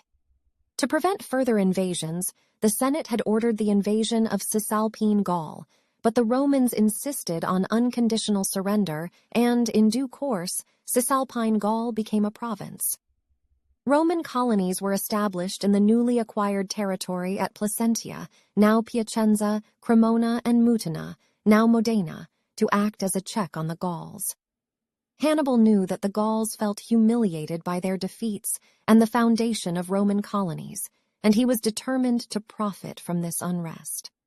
He was also aware that the Romans had further difficulties in Illyria and Greece. It seems that the Romans never entertained the thought that the Carthaginians might launch an overland attack on Italy, an attack that would mean crossing the Ebro, the Pyrenees, Gaul, the Rhone, and the Alps to reach their target. Of course, that is precisely what Hannibal was determined to do. Hannibal planned his operation in great secrecy, and the details were worked out meticulously. He gathered information on his intended route to Italy and assessed the fighting capabilities of all potential foes he might encounter on his march. As well as gathering military intelligence, he gathered political intelligence about all the tribes he might have to deal with. He was, naturally, particularly keen to learn of any aversion to Roman rule. All of this information was crucial if he was to plan for a successful march to a destination over 1,000 miles from his base. Practical issues, such as how his army was to be fed until it reached what he assumed would be the welcoming arms of the Cisalpine Gauls, were thought through in minute detail. It is rumored that one of his commanders, Hannibal Monomachus, suggested that the troops should be trained in how to live off human flesh, which, if true, was quickly dismissed by Hannibal. Although Hannibal could rely on the loyalty of his troops, he faced difficulty in persuading the Carthaginian Senate to support his plans. The Senate had numerous members who were determined to maintain the peace with Rome at any price, and a number who resented the Barca family's domination of Iberia. Hannibal was reasonably certain that the Senate would never declare war on Rome, and he knew he had to manipulate the situation to achieve his goal. Hannibal supported an Iberian tribe that had a dispute with Saguntum, and the Saguntines immediately appealed to Rome for help under the terms of the Ebro Treaty, fearing a Carthaginian attack. The Roman Senate duly sent a delegation to Hannibal to remind him that Saguntum was under Roman protection. By the time the envoys arrived in Spain in 219 BC, Hannibal had already laid siege to the city and claimed to be too busy to meet with them. His hope was that the Romans would declare war there and then, but instead the envoys withdrew and sailed to Carthage to complain about their treatment, demand a cessation of hostilities against Saguntum, and ask for Hannibal to be handed over to atone for the breach of the treaty that had ended the First Punic War. Hannibal had alerted his supporters in the Carthaginian Senate of the impending arrival of the Roman delegation, and, forewarned, they ensured that when Rome's demands were made known to the whole Senate, they took immediate offense and declared that the Saguntines were the ones at fault, and that it would be most unwise of Rome to side with them and render null and void the good relations that had been built up in the years following the end of the war. While all of this diplomacy was going on, Hannibal continued with the siege and duly breached its defenses after 8 months. The city was treated savagely, with the population massacred and their belongings looted. Hannibal sent the captured booty back to Carthage to bolster support for his actions. The Roman envoys returned to Rome with Carthage's answer to their demands at approximately the same time news reached Rome of the fall and subsequent sacking of Saguntum. The Roman Senate was incensed and voted to declare war on Carthage, but before engaging in direct conflict, it sent new envoys to Carthage to ascertain whether Hannibal's actions at Saguntum had been carried out on his own initiative or whether they had the support of the Senate. The Carthaginians replied with a legal argument claiming that the treaty between Carthage and Rome required both parties to refrain from interfering with the allies of the other, and that the treaty made no specific mention of Saguntum being an ally of Rome. They also argued that the treaty had never actually been ratified by the Roman Senate. The senior Roman envoy was Quintus Fabius Maximus, who, clearly frustrated by what he regarded as Carthaginian obfuscation, said, "Here we bring you peace or war. Choose which you prefer." The Carthaginians replied that the Romans could choose. Fabius said, "War." The Carthaginians responded, "So be it." Through Hannibal's machinations, the Romans declared the Second Punic War, and on that basis, it could be claimed that it was the Romans who had violated the peace treaty. In the spring of 218 BC, at the head of approximately 50,000 infantry, 15,000 cavalry, and 50 war elephants, Hannibal began marching northeast. His plan was breathtakingly ambitious. He would march through the Pyrenees, across southern Gaul, over the Alps, and into Italy proper, thereby avoiding the heavily fortified border in the northwest of Italy. It was a route no general had ever taken before, let alone a general with so many animals, including elephants. His father Hamilcar had been defeated trying to invade southern Italy and attempting to outfight the Roman navy at sea. Hannibal would not make the same mistake. Rome on the brink. Pushing aside with contemptuous ease the stiff resistance of the Pyrenean tribes, who contested every step of the way from their strongholds of the mountain passes, Hannibal pushed forwards with remarkable speed, leaving behind a detachment of some 10,000 Iberian soldiers to keep his lines of communication open and pacify the tumultuous region. He then marched on into southern Gaul, negotiating with the local chieftains and outfighting those who had a mind to contest his advance. His speed of maneuver and his ability to move his army across rough terrain proved unmatched in the ancient world since the time of Alexander the Great. By that point, his army, which now numbered some 40,000 infantry, 8,000 cavalry, and around 40 war elephants, danced up the valley of the Rhone to evade a Roman force sent to bar his passage southwards through the strategically vital gap in the mountains where the Alps meet the Mediterranean. With that route closed to him, Hannibal, undaunted, struck south and east across the Alps themselves. Exactly what route he took is still the subject of hotly contested debate today, and even Roman scholars writing shortly after his prodigious feat seem to have no clear idea of where precisely he made his passage. But one thing is certain: it was one of the most remarkable maneuvers in military history. There were no roads greater than a goat track across the Alps, none of them continuous, and the high passes were smothered by snow, often year-round, with drifts dozens of feet deep. Moreover, those passes included other hazards, such as potential rockfalls, and the barren terrain offered limited supplies. To top it all off, these passes were crawling with bellicose tribesmen who lived by banditry and hid in impregnable fortresses perched atop sheer crags. To Hannibal's army, most of them Iberians from the sun-baked plains of southern Spain or Carthaginians from the hot deserts of northern Africa, the Alps must have looked like an icy hell. Hannibal's passage of the Alps remains the most famous event of his life and legend, and even though the location of his crossing matters little compared to the fact that he ultimately did get across, it has nonetheless been the most compelling mystery of his life for thousands of years. Even ancient historians were intrigued and tried to figure out the answer. Polybius mentioned that Hannibal's men came into conflict with a Celtic tribe, the Allobroges, which was situated near the northern part of the range along the banks of the river Isere. The famous Roman historian Livy, writing over 150 years after Polybius, claimed Hannibal took a southerly route.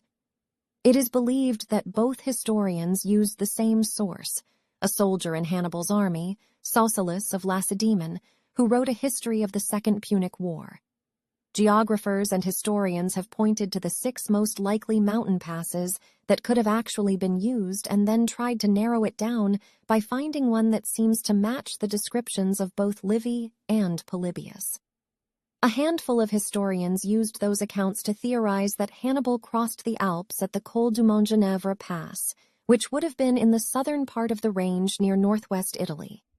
That also happened to be one of the better-known road passes in the ancient world, and it was used often for diplomacy. Wherever the crossing, and despite the innumerable difficulties, Hannibal got across. He reached the rolling foothills of northern Italy several months later at the head of 20,000 infantry, 4,000 cavalry, and a mere handful of war elephants, the great beasts having fared none too well in the mountain passes. If figures relating to his troop numbers before and after his celebrated crossing are to be believed, only half of the men Hannibal marched into the Alps marched back out again, and Hannibal must have known that no supply convoys could ever hope to cross where his army had passed. Nor, with the Roman navy's supremacy in the Mediterranean, could he have much hope of resupply or retreat by sea. Like Caesar would do nearly 170 years later crossing the Rubicon, Hannibal had cast the die. He and his men were left with no choice but victory or death. By the fall of 218 BC, the Carthaginians had reached the Isere River at the foot of the Alps. Realizing that this presented a threat to Italy from the north if Hannibal were able to cross the Alps, Consul Publius Scipio hurried back to Rome to prepare an army to meet a possible invasion from the north, while Gnaeus Scipio took the army into Hispania, where he fought several successful battles against Hannibal's brother, Hasdrubal. Hannibal quickly advanced on the main city of the hostile Tauran tribe, present-day Turin. He captured the city and had its surviving inhabitants killed as a lesson to other cities which might choose to stand against him. Taken completely by surprise by Hannibal's sudden appearance in northern Italy, Consul Publius Scipio quickly gathered his legions from their winter quarters and moved north to meet Hannibal. This time he took with him his son, and though Scipio was just 17, this was not unusual despite the young man's inexperience. Roman fathers often took their sons into battle for the Republic as a way of completing their military training. In late November, the two armies met on a flat plain close to the confluence of the Po and Ticino rivers. The army that Hannibal brought to the battle mainly comprised cavalry, around 6,000 strong. The consul commanded around 3,000 Roman cavalry, supported by 7,000 velites, lightly armored infantry provided with javelins. Despite having a numerical superiority, the outcome was a disaster for Rome.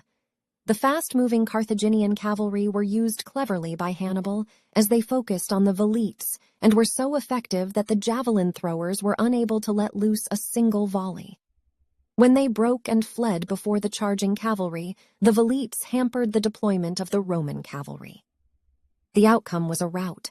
Rome lost almost 3,000 men during the battle, while Hannibal lost only a handful of his cavalry. The Roman survivors fled south back towards Rome, but before the battle was completely over, the young Publius Cornelius Scipio would make his mark.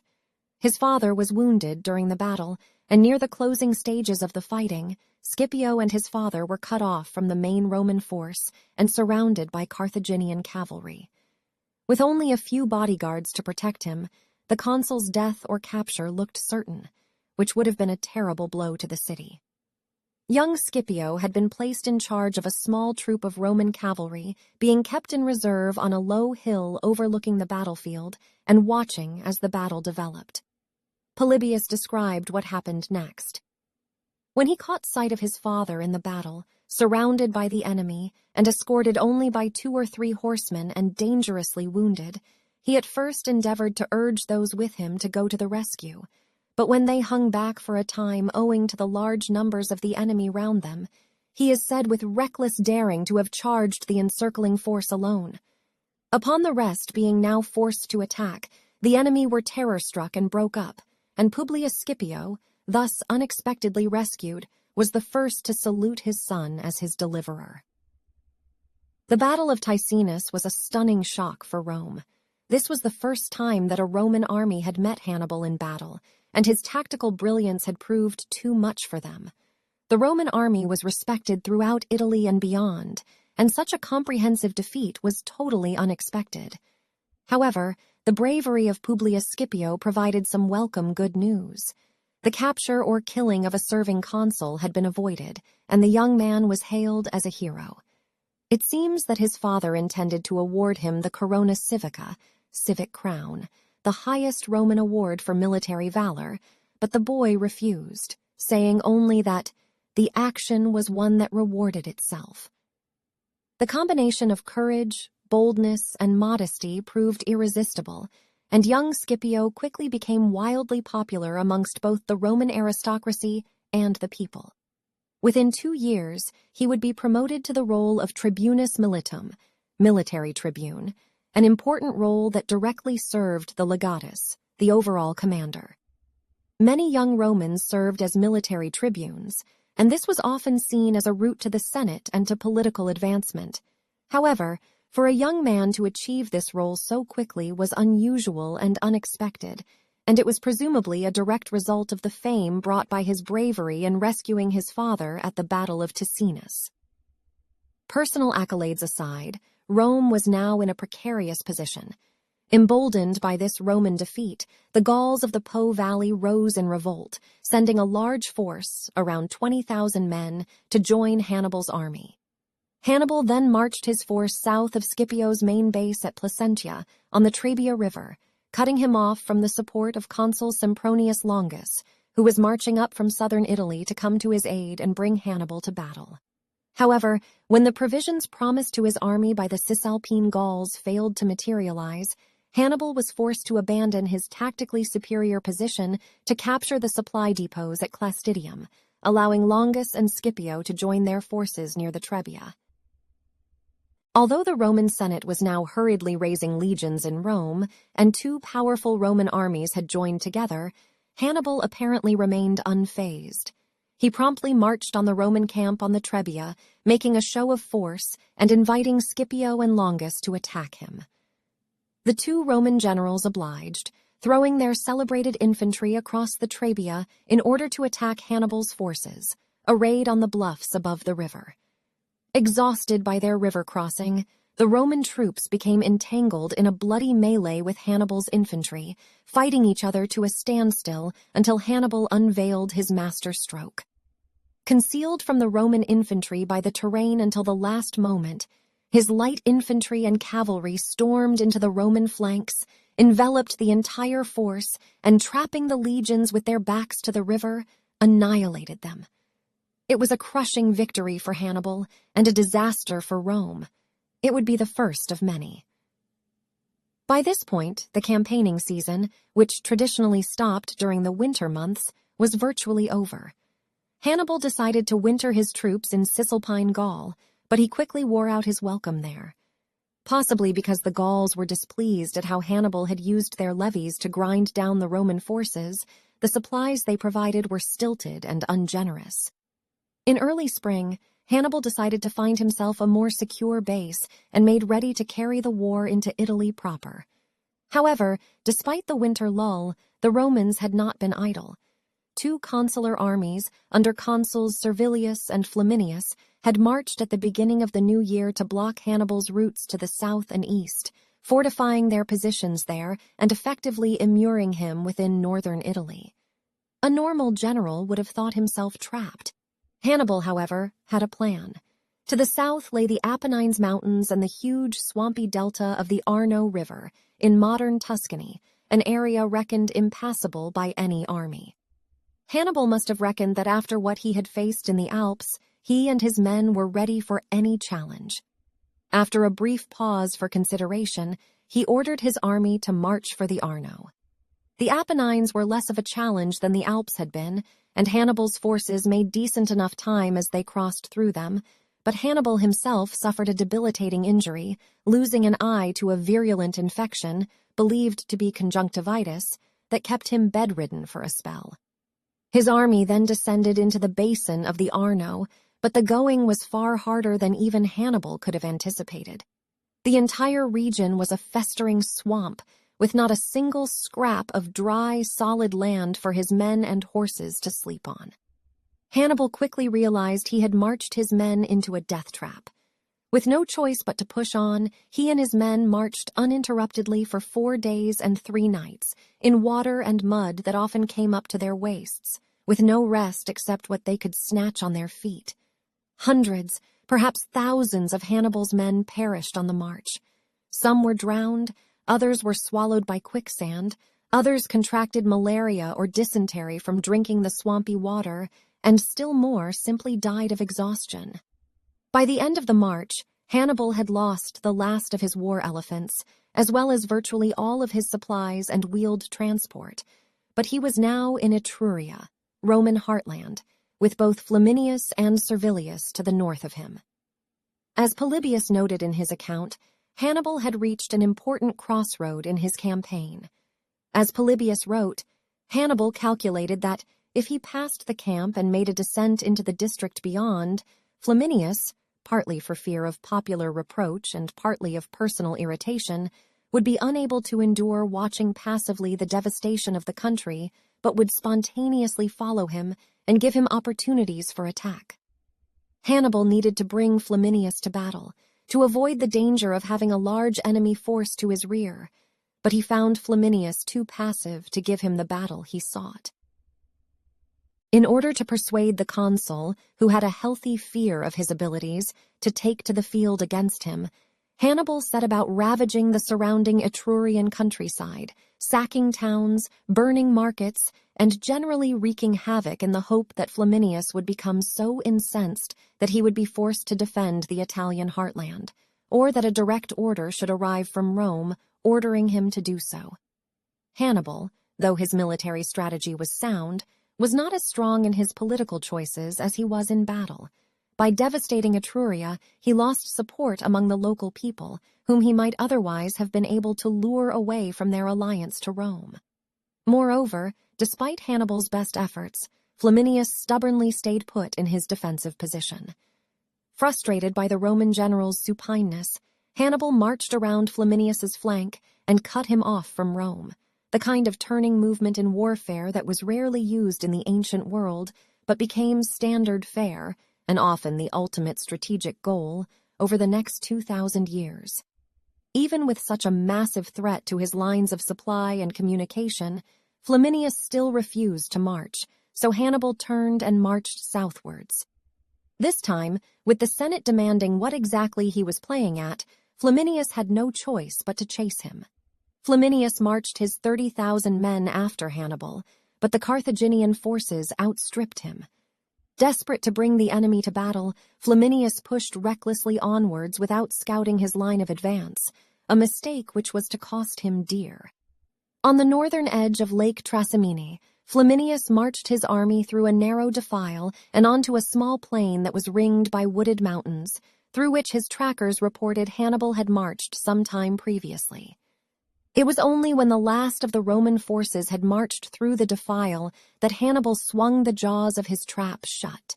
His cavalry rushed forward from concealed positions to close the only gap through which Flaminius's force could retreat, and then his entire army poured howling out of the woods and fell onto the Romans before they had the chance to take up battle positions. In the ensuing desperate melee, virtually the entire Roman army was wiped out. 15,000 or more, including Flaminius himself, were killed, cut down in the melee, or drowned in the lake trying to swim to safety. Around 5,000 more Roman soldiers were captured, and the remainder scattered into the hills.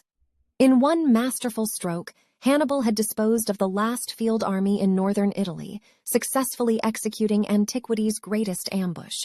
Rome herself was now at his mercy. Hannibal was now in an ideal position to strike at Rome, but he chose not to do so.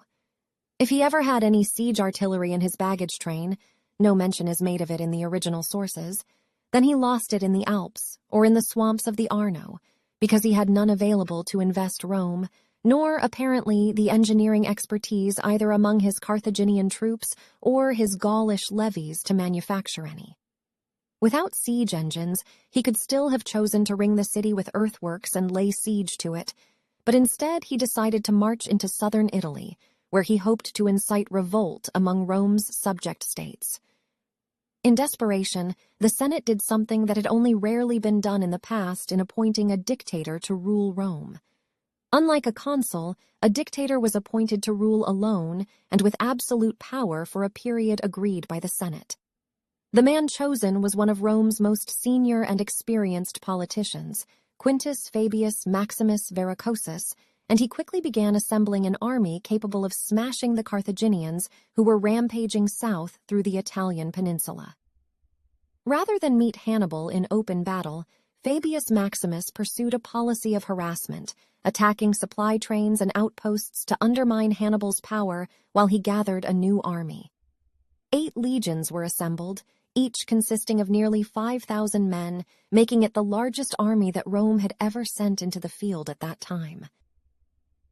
Frustrated by the Roman leaders' tactics, Hannibal took out his spite by ravaging the country estates and cities of the Apulian region before making his way into Campania, one of the most important agrarian regions in Italy, because of its vast, fertile plains that produced harvests crucial to feeding the great masses of Rome. Even the threat to the Campanian exports failed to draw Fabius Maximus into open battle, but Hannibal was so overzealous in his harrowing of Campania that, he soon realized, come the winter his army would have nothing to live off. Accordingly, he decided to march back to Apulia, but found his path blocked by a number of different Roman contingents that Fabius Maximus had placed at crucial passes to bar his way back. Hannibal responded with customary brilliance by feinting his entire army at a thickly wooded hill, suggesting he was going to march through the forest and ignore the pass, and when the Roman army repositioned to attempt to bar his way, promptly marched his men about and through the pass they had so obligingly left unguarded, a tactical masterstroke which so damaged Fabius Maximus's already tarnished reputation as a commander that he was forced to step down as dictator. As British historian Adrian Goldsworthy noted, the maneuver was a classic of ancient generalship, finding its way into nearly every historical narrative of the war and being used by later military manuals. Hannibal spent the winter comfortably ensconced in Apulia, raiding the region to procure supplies for his army and making overtures to the Macedonians, the city-states of Syracuse, and many other erstwhile allies of Rome.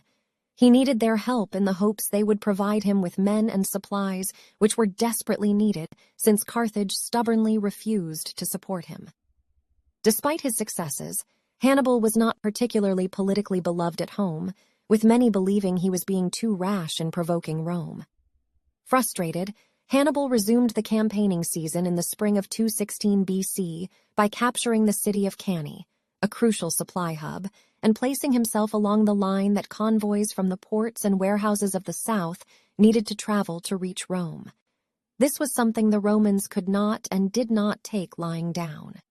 Now, the Roman forces disregarded the delaying tactics that Fabius had favored, fully determined to destroy Hannibal once and for all as quickly as possible. Polybius described the unprecedented nature of this Roman army. The Senate determined to bring 8 legions into the field, which had never been done at Rome before, each legion consisting of 5,000 men besides allies.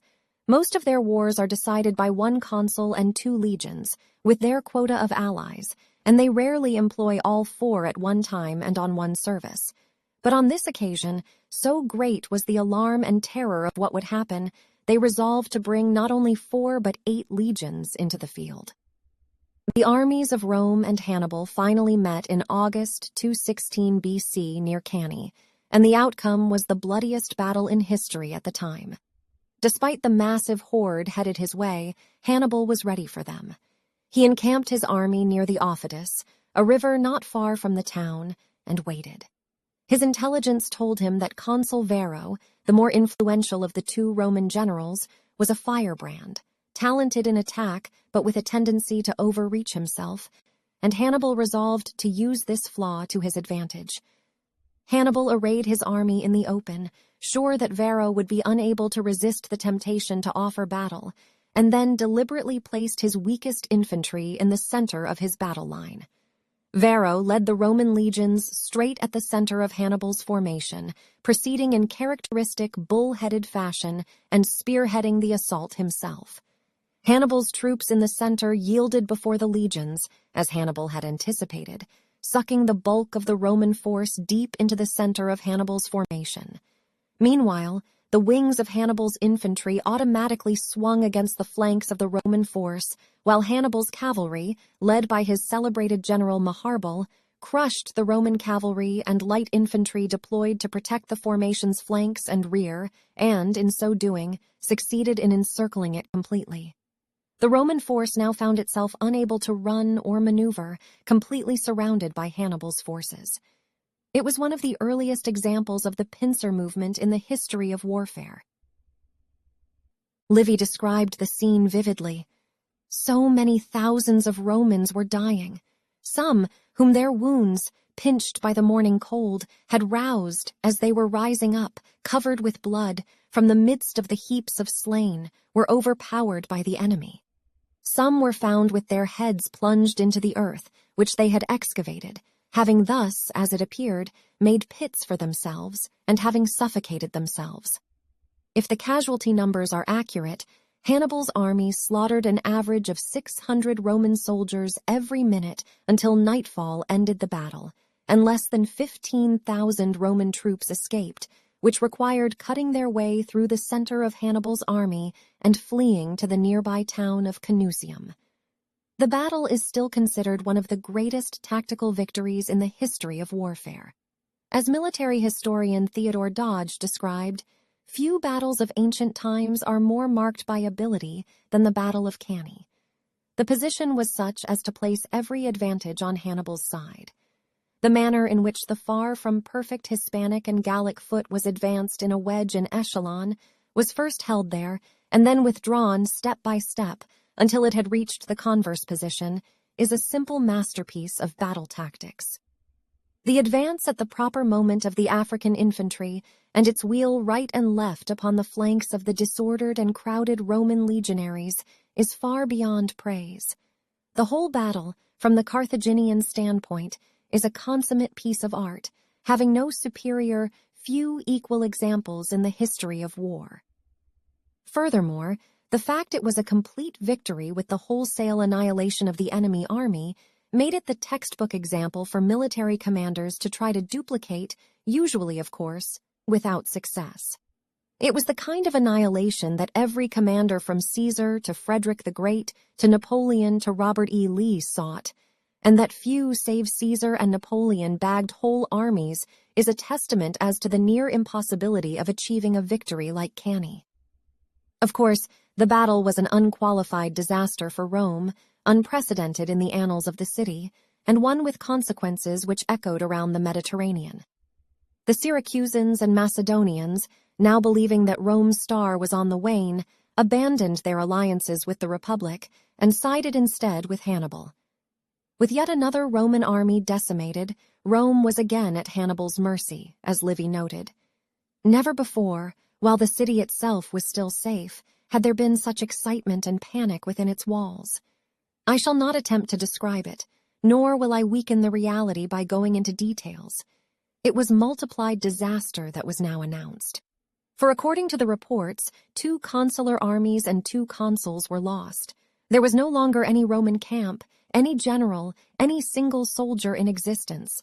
Apulia, Samnium, almost the whole of Italy lay at Hannibal's feet. Certainly there is no other nation that would not have succumbed beneath such a weight of calamity. In just 20 months, Hannibal had destroyed 3 Roman armies, totaling about 16 legions and upwards of 200,000 men, and it is estimated that Rome had lost 20% of its adult men. Once again, however, Hannibal inexplicably wavered and opted not to attack Rome itself. Though he still lacked siege equipment, there would almost certainly have been someone among his allies with expertise in siege warfare, but Hannibal refused to march north, choosing instead to stay in southern Italy. Much of the blame for Hannibal's supineness in this case remains with the Carthaginian oligarchy, who once again refused to provide him with money, reinforcements, or the siege equipment he so vitally needed. According to legend, after the annihilation of the Roman force, the Numidian cavalry commander Maharbal suggested that Hannibal march on Rome. When Hannibal resisted, Maharbal was alleged to have said, "Truly the gods have not bestowed all things upon the same person. Thou knowest indeed, Hannibal, how to conquer, but thou knowest not how to make use of your victory." Of the whole Roman army, only 4,000 cavalry escaped from the battle with their weapons and made their way back to Rome, including Scipio. It's not known what his role was during the battle, but it seems that the survivors elected young Scipio their leader, so he led the way back to Rome. When they arrived back in Rome, the city was understandably in a state of panic. People were openly saying that Rome was finished, and some younger patricians who had gathered around Lucius Caecilius Metellus were considering moving to another city and serving under a foreign king. Many members of the Senate believed that the only sensible course of action was to try to make peace with Hannibal, whatever the terms. This was Rome's darkest hour. Almost alone, young Scipio believed that the situation could be salvaged. Although he was just 20, he addressed the Senate, as was his right as a member of one of the 5 great families. Referring to their desire to make peace with Hannibal, he said that it is not a proper subject for deliberation, that courage and action, and not deliberation, were necessary in such a calamity, that those who desired the safety of the state would attend him in arms forthwith. Next, he confronted Lucius Caecilius Metellus and the group of patricians who were considering defecting to another city. He burst in on a meeting of the group, sword in hand, and told them, "I swear that I will neither desert the cause of Rome, nor allow any other citizen of Rome to desert it. I insist that you, Lucius Caecilius, and the rest of you present, take this oath, and let the man who demurs be assured that this sword is drawn against him." The patricians seemed more terrified of Publius Scipio than they were of Hannibal, and they did as he instructed. Somehow Scipio was able to calm the Senate and the people of Rome and persuade them that they could not only fight on against Hannibal, but that they could also defeat Carthage. He had no authority to do these things, and it seems that he succeeded by force of will alone. At a time when Rome desperately needed strong leadership, Publius Scipio stepped forward and provided it. In 213 BC, he stood for the position of aedilus curulus, a role responsible for maintaining public order in Rome. Technically, he was too young to stand, but such was his popularity that he was elected unanimously. That said, Rome still had to deal with plenty of misfortunes. The consul elected for 215 BC, Lucius Postumius Albinus, was killed alongside his whole army of 25,000 during an ambush by tribes allied with Hannibal in Gaul. The bad news continued when Scipio's father and uncle were killed in battle with Carthaginian forces in Spain. By 211 BC, Hannibal controlled most of the Italian peninsula and the bulk of Spain, and he had concluded alliances with the main tribes in Gaul to the north, though he had not yet attempted a direct attack on the city of Rome itself. When elections were held in Rome for the position of proconsul, a regional leader for territory outside the Italian peninsula controlled by Rome, there were few positions available due to the loss of territory to Hannibal. Despite this, for one region, Hispania, the situation seemed so hopeless that there were no candidates. Noting this, the 24-year-old Scipio decided to stand, though technically he was too young and lacked the qualifying experience for such a role. However, his performance after the defeat at Cannae had made him so popular and so revered for his courage and determination that he was unanimously elected. For the first time, Publius Scipio would serve as a military commander, though the forces at his command were relatively small and greatly dispirited after a string of defeats at the hands of Hannibal's brother, Hannibal Barca. As a soldier, the 2 battles in which Scipio had participated were serious defeats for Rome. As a commander, he would never fight a losing battle. Taking the fight to Spain. Scipio arrived in Hispania with reinforcements of 10,000 men to supplement the legions already stationed there, and he immediately began to show his acumen as a leader. Despite his youth, his strategic grasp of the situation was clear. Hispania was the key to defeating Hannibal in Italy. All his supplies and reinforcements came from that area, so if the Carthaginians could be defeated in Hispania, it would become much easier to defeat Hannibal in Italy. Basing himself in Tarraco, where he arrived in late 211 BC, Scipio spent the winter touring the encampments of his forces and visiting Roman allies in the area. He also spent time analyzing the forces opposing him. The main leader of Carthaginian forces was Hannibal Barca, but another of Hannibal's brothers, Mago, and a general from another noble Carthaginian family, Hasdrubal Gisco, each commanded their own armies. All three were jealous of the others, and each sought glory for themselves. Scipio became aware that these three factions tended to operate independently, rarely coming to the support of the others, and he quickly realized that it would be possible to fight all three separately. By late 210 BC, he had planned his campaign, but he revealed the details to no one, fearful that the news would spread. His plan was not, as most people expected, to attack the largest army of Hasdrubal, but instead to focus on the main Carthaginian city in Hispania, which was New Carthage.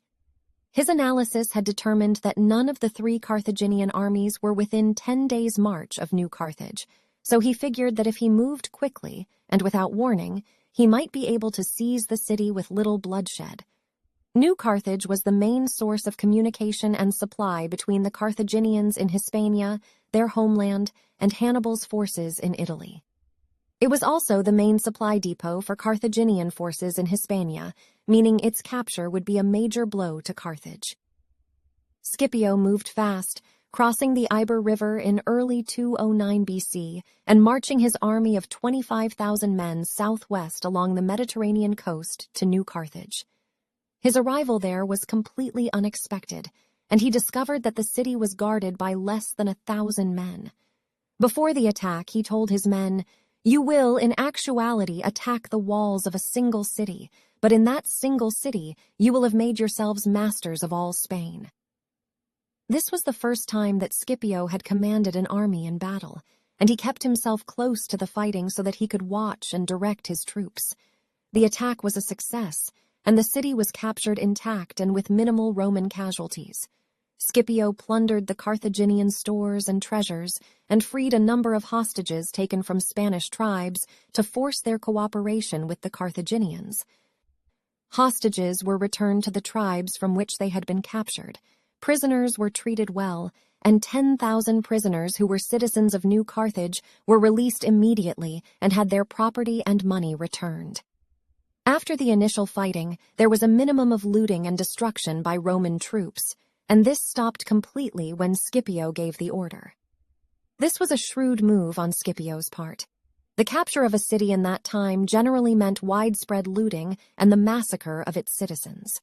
By keeping these things to a minimum, the Romans were treated by some people more as liberators than conquerors, and many Hispanic tribes that had previously been friendly to Carthage began to consider siding with Rome. He also pleased his troops by ensuring that the loot captured during the battle was fairly distributed, but they were less pleased when he demanded that they continue training after the battle the very next day. The legions were required to drill and undertake a 3.5-mile march in full armor.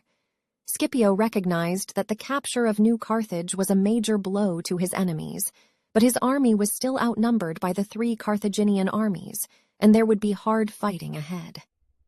Leaving a strong garrison to guard the captured city, he marched his army back to Tarraco. He continued his policy of seeking to persuade the allies of Carthage to transfer their allegiance to Rome, and in this, he was very successful during the winter of 209 and 208 BC. The capture of New Carthage was recognized as a vital development, because if the Carthaginians attacked the city, Scipio could fall upon their rear from Tarraco. If they attacked him in Tarraco, the army stationed in New Carthage could be called in for support. Faced with dwindling supplies, a lack of reinforcements, and the steady decline of support amongst the Hispanic tribes, the Carthaginians were left with little option but to attack Scipio. Even at this point, however, the Carthaginians were still operating as three separate armies and didn't bother gathering them into a single force. Thus, in early 208 BC, Hasdrubal Barca began to advance into the district of Castello with an army of around 30,000 men, comprised of both Carthaginian troops and warriors from allied Hispanic tribes. Scipio advanced to meet him with a force of a similar size, and, near the town of Baecula on the upper reaches of the Baetis River, the two forces met.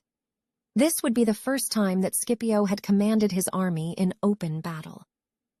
Hearing of the approach of the Roman army, Hasdrubal drew up his force in a defensive position on a small but steep plateau backed by the river.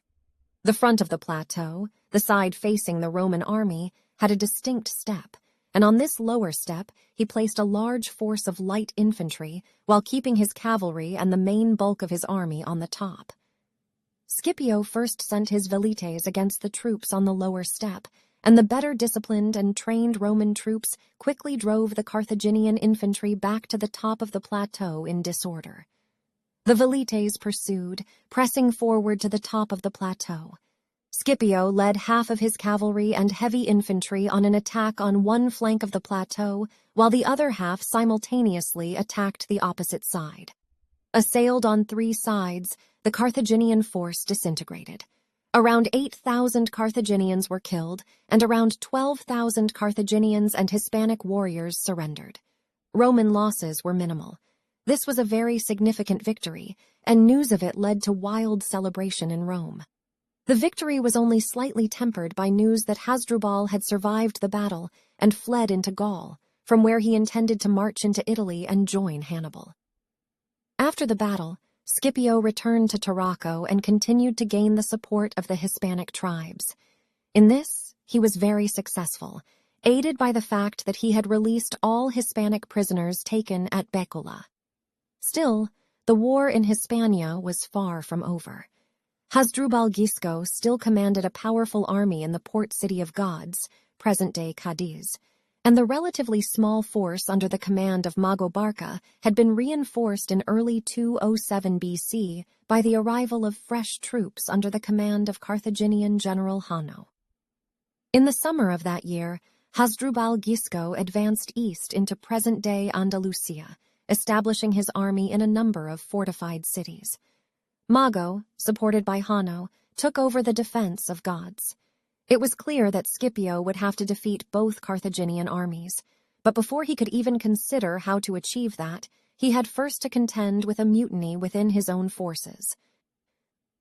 Following his victory at the Battle of Becula, Scipio moved first to deal with two rebellious tribes in the area. Scipio sent one of his senior officers, Gaius Lucius Marcius Septimus, to complete the subjugation of Castulo, while he turned his attention to the larger illustrious tribe. This was not the first time that Scipio had delegated important actions to a subordinate, and this was something he was particularly adept at. Although this seems commonplace now, it was much less so in that period. Senior Roman commanders were also politicians, which meant they were very careful to ensure that their reputations were reinforced by all that happened on the battlefield. This led to a reluctance to delegate, in case a subordinate stole the commander's glory, and where important tasks were delegated, the commander would often downplay the importance of these in dispatches to Rome. It is a sign of Scipio's growing maturity, he was still just 28, that he was not only happy to delegate, but also gave his subordinates full credit when they performed well. In the attack on the city of the Illiturgus, Scipio showed that he was also becoming much more tactically aware than most contemporary Roman commanders.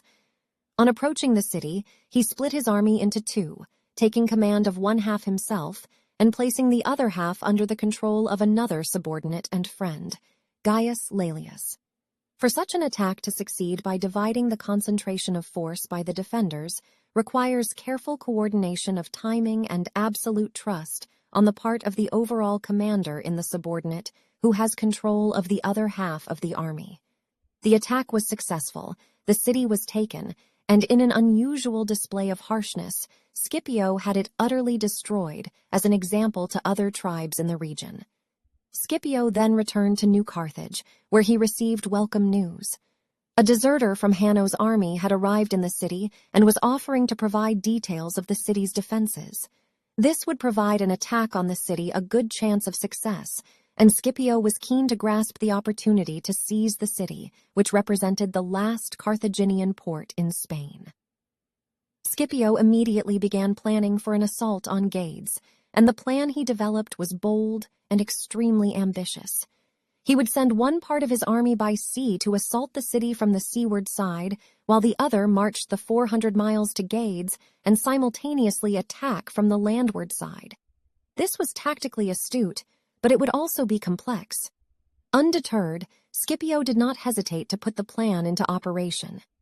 It seems likely that he intended to lead one half of the army himself, but around this time he was struck down by a serious illness and was forced to delegate, giving command of one half of the army to Gaius Laelius and the other to Gaius Lucius Marcius Septimus. While his subordinates marched towards Gades, the news of Scipio's illness spread, and soon this turned to rumors of his death. It seems that this rumor may have contributed to a mutiny of Roman troops in the town of Sucro, midway between Tarraco and New Carthage, and an important way station on the supply route between these cities. The men there were aggrieved that they had missed out on the loot from the capture of New Carthage and other cities, and, as was not uncommon in the Roman army, they had not been paid for several months. Believing Scipio to be dead, they threw their officers out of the camp and took control for themselves. This was a serious situation, as mutinies can spread fast, and it was imperative that Scipio quell it as quickly as possible. The normal reaction in the Roman army to any inclination to mutiny was instant and brutal punishment, but once again Scipio displayed a particular talent for motivating and controlling his troops. Recovered from his illness, he traveled to Sucro and had the mutineers drawn up in the town square, guarded by men from his own army. The mutineers were very surprised to see their commander alive and well, but even more surprised when he spoke to them. Instead of a short rebuke followed by mass executions and floggings, Scipio stood and looked at the men in silence for a long period before he finally began to speak. "Can I call you countrymen who have revolted from your country, or soldiers who have rejected the command and authority of your general and violated your solemn oath? Can I call you enemies? I recognize the persons, faces, and dress and mien of fellow countrymen, but I perceive the actions, expressions, and intentions of enemies." Then he addressed the issue of their grievance about the lack of pay. Mercenary troops may indeed sometimes be pardoned for revolting against their employers, but no pardon can be extended to those who are fighting for themselves and their wives and children. For that is just as if a man who said he had been wronged by his own father over money matters were to take up arms to kill him, who was the author of his life. The speech to the mutineers was a perfectly pitched appeal to honor and duty. It ended with Scipio offering an amnesty to the mutineers, with the exception of a few ringleaders. This was gladly accepted. The men swore to follow Scipio to the end, and the instigators of the mutiny were dragged into the square and promptly executed. In this speech to the mutineers, Scipio showed a real talent for oratory and for understanding not just how to make his men fight for him, but how to make them want to fight for him. When this was followed by a final battle in Spain that fully demonstrated Scipio's tactical genius, he would become the respected and revered of all Roman military commanders. The attack on Gades failed, and it was later discovered that the Carthaginians knew about the Roman plan. Without the advantage of surprise, the attack stood little chance of success, and the Roman army returned to New Carthage. In the spring of 206 BC, Mago Barca moved his army out of Gades and began to advance into Andalusia, while Hasdrubal Gisco advanced from the north. The two forces met at the town of Ilipa, a few kilometers north of present-day Seville. The combined Carthaginian army amounted to around 70,000 men, substantially outnumbering Scipio's forces. Scipio marched his army north to confront the Carthaginian force. As soon as Mago became aware that the Romans were in the area, he launched a surprise attack with the bulk of his cavalry. Carthaginian scouts had seen that the Roman infantry were unprotected by cavalry, and Mago hoped that this attack might severely weaken Scipio's army. However, Scipio had foreseen this move and concealed the bulk of his cavalry behind a low hill. When the Carthaginian cavalry attacked, they were taken by surprise by a Roman counterattack that smashed into their flank. The Carthaginian cavalry then withdrew in confusion and with heavy casualties. For the next 2 days, the rival armies maneuvered in sight of the other without entering battle, each trying to assess the strength of the other. On each occasion, Scipio arrayed his army in the same way, with the most powerful troops, the Roman legions, in the center, and the light infantry, mainly auxiliaries from friendly tribes, on the flanks. He knew that Mago and Hasdrubal would assume that this would be the formation he would use in the actual battle. Early the following morning, Scipio sent his cavalry to raid the Carthaginian camp, knowing that would bring his enemies out to face him. The Carthaginian force duly emerged and set out their battle lines. The strongest troops were in the center of the Carthaginian lines, where they expected to meet the Roman legions. However, the maneuvers of the previous days had been a deception. Scipio had always intended to array his army with the legions on the wings and the Iberian auxiliaries in the center. His plan was to execute a maneuver now referred to somewhat fittingly as a reverse Cannae, an advance where the wings of his army would move more quickly than the center, thereby enveloping the enemy wings before crushing the center. The plan worked flawlessly. The Carthaginian wings collapsed, and the legions began to close in on the center. It seems likely that a complete massacre was averted only when a torrential downpour temporarily prevented the maneuver and the remnants of the Carthaginian force were able to withdraw to their camp. Overnight, many of their Iberian allies deserted, and in the morning, the Carthaginian army withdrew to the north. Scipio pursued, caught, and attacked the army the following day. The dispirited Carthaginian army was virtually destroyed, and Mago and Hasdrubal Gisco fled with the only troops they had left, around 6,000 men, to a nearby mountaintop. Without food or water, their situation was hopeless. In short order, the remainder of the army surrendered, though not before Mago and Hasdrubal Gisco escaped. The Battle of Ilipa marked the effective end of organized Carthaginian resistance to the Roman occupation of Spain. Mago and Hasdrubal Gisco lost around 50,000 men in 4 days of fighting and maneuvering and were deserted by most of their allied tribes. Gades fell soon after, and when Scipio returned to Rome in early 205 BC, he was hailed as the greatest of all Roman generals. Taking the fight to Africa. On his return to Rome, Scipio was greeted by 2 very different responses to his victories in Spain. There was adulation from a large segment of the population, which regarded Scipio as a leader of genius and the only man capable of defeating the Carthaginians. However, there was also a large degree of envy, mainly from members of the Senate who saw Scipio's dramatic victories and his popularity with the ordinary people as a threat to their own prestige. Scipio was not yet 30 and had been successful where so many others had failed.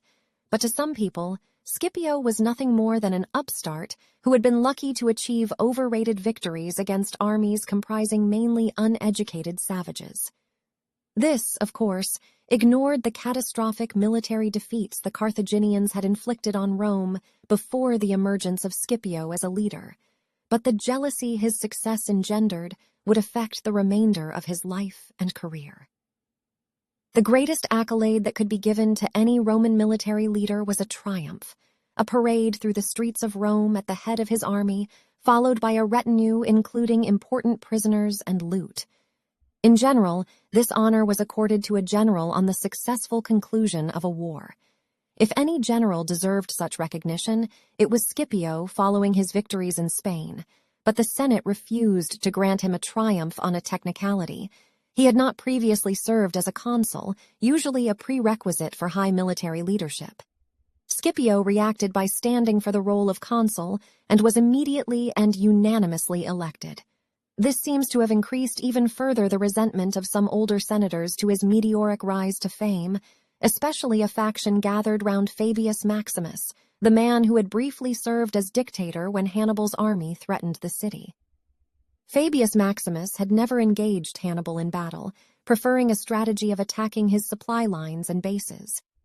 The tactics, which are now appreciated as being wise, were not appreciated until well after Hannibal left Italy, and they led to the dictator being given the derogatory nickname Cunctator, delayer. Upon his election as consul, Scipio quickly made it clear that his intention was to lead a Roman invasion of North Africa, the Carthaginian homeland, even though Hannibal was still in Italy. In the wake of the catastrophe at Cannae, the Roman ruling elite had re-evaluated Fabius Maximus's strategy and began to use his tactics to harass, delay, and whittle down Hannibal's forces in the field, studiously avoiding open battle whenever they could. For years they harried Hannibal's armies, and while there were blunders that allowed Hannibal to lash out, 3 Roman armies were destroyed in the period between 215 and 212 BC. The victories were minor and ultimately meaningless. After almost half a decade of continuous warfare, Apulia was a scorched desert, incapable of sustaining an army in the field, and Hannibal was getting no supplies either from his allies or from Carthage. Moreover, his allies were proving to be hopelessly ineffective in the field, meaning he either had to lead the force himself or risk losing one of his field armies. Whenever Hannibal did take command, the results were often devastating for Rome, but decisive victory eluded him. Rome could raise far more troops than Hannibal, unsupported, could ever hope to obtain, and a war of attrition was destined to favor them in the end. The tide was finally turning against Hannibal. In 211 BC, Hannibal received a massive blow as, while his army was in the field, the Romans besieged and captured his base at Capua. Still reeling from this news, his woes were compounded when he discovered that his Syracusan allies had also been crushed, with Sicily fallen to the Romans, and Philip, the king of Macedon, also defeated and driven out of the Roman dominions. Hannibal himself continued to prove himself a great general, inflicting several notable defeats upon all the armies sent against him, but they were, in the long term, meaningless. He fought on, but he continued to lose territories throughout the next few years, and by 207 BC, he was being pushed further south until finally being forced to retire to Apulia, where he anxiously awaited reinforcements under the command of his brother Hasdrubal. These reinforcements might have turned the tide, for once he had the troops at his command, Hannibal planned to march upon Rome once and for all, but Hasdrubal never reached Hannibal. He got himself entangled in a battle with the Romans on the Metaurus, and his army was defeated, and he was killed.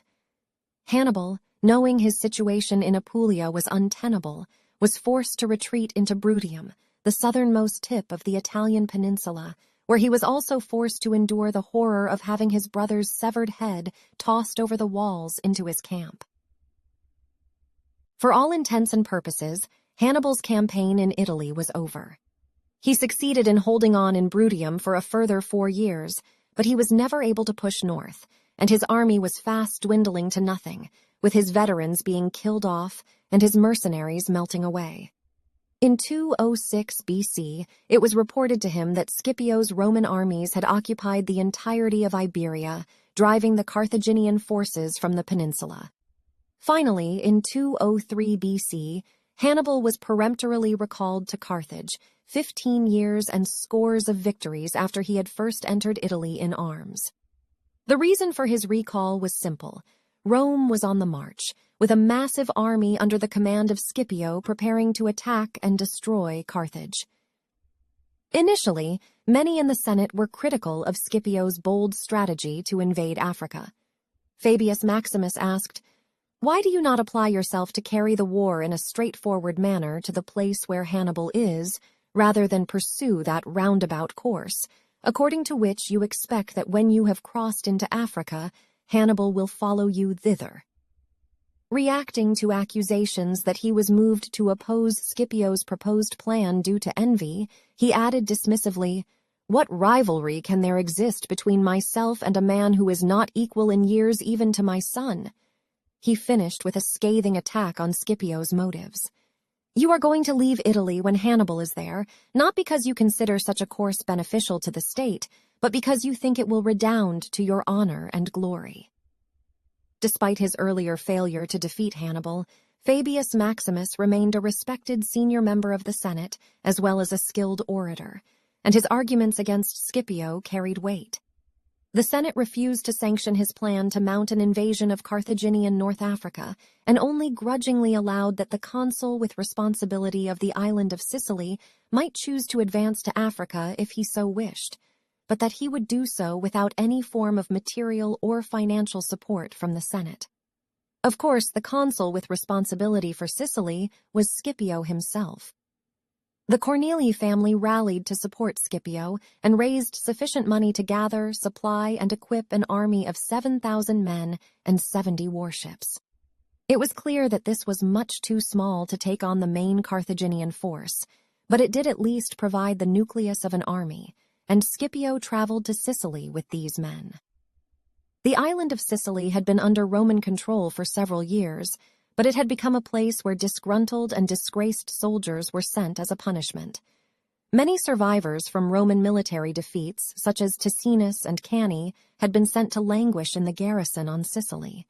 However, Scipio was astute enough to understand that these battles had not been lost because of a want of courage or ability on the part of these troops, but failures on the part of their commanders. Moreover, he understood that these men were desperate to assuage the shame associated with involvement in these defeats. Instead of regarding the soldiers on Sicily as hopeless rejects, Scipio saw them as experienced men strongly motivated to perform well in battle. The garrison on Sicily would become the heart of the army with which he would attack Africa. One major problem for Scipio was a complete lack of cavalry, something that the Carthaginians always had. The Senate refused to provide him with cavalry, and the expense to raise and outfit cavalry was beyond the means even of his wealthy supporters. His solution was novel. He demanded that several hundred sons of noble Sicilian families gather to be pressed into service with the Roman military as cavalry. On the given day, the youths gathered, but it was clear that they were not in the least enthusiastic about joining Scipio's army. One asked how he might be excused from performing this service. Scipio replied that anyone who did not wish to join his army was free to leave, provided that each paid for the provision of a horse, equipment, and fodder.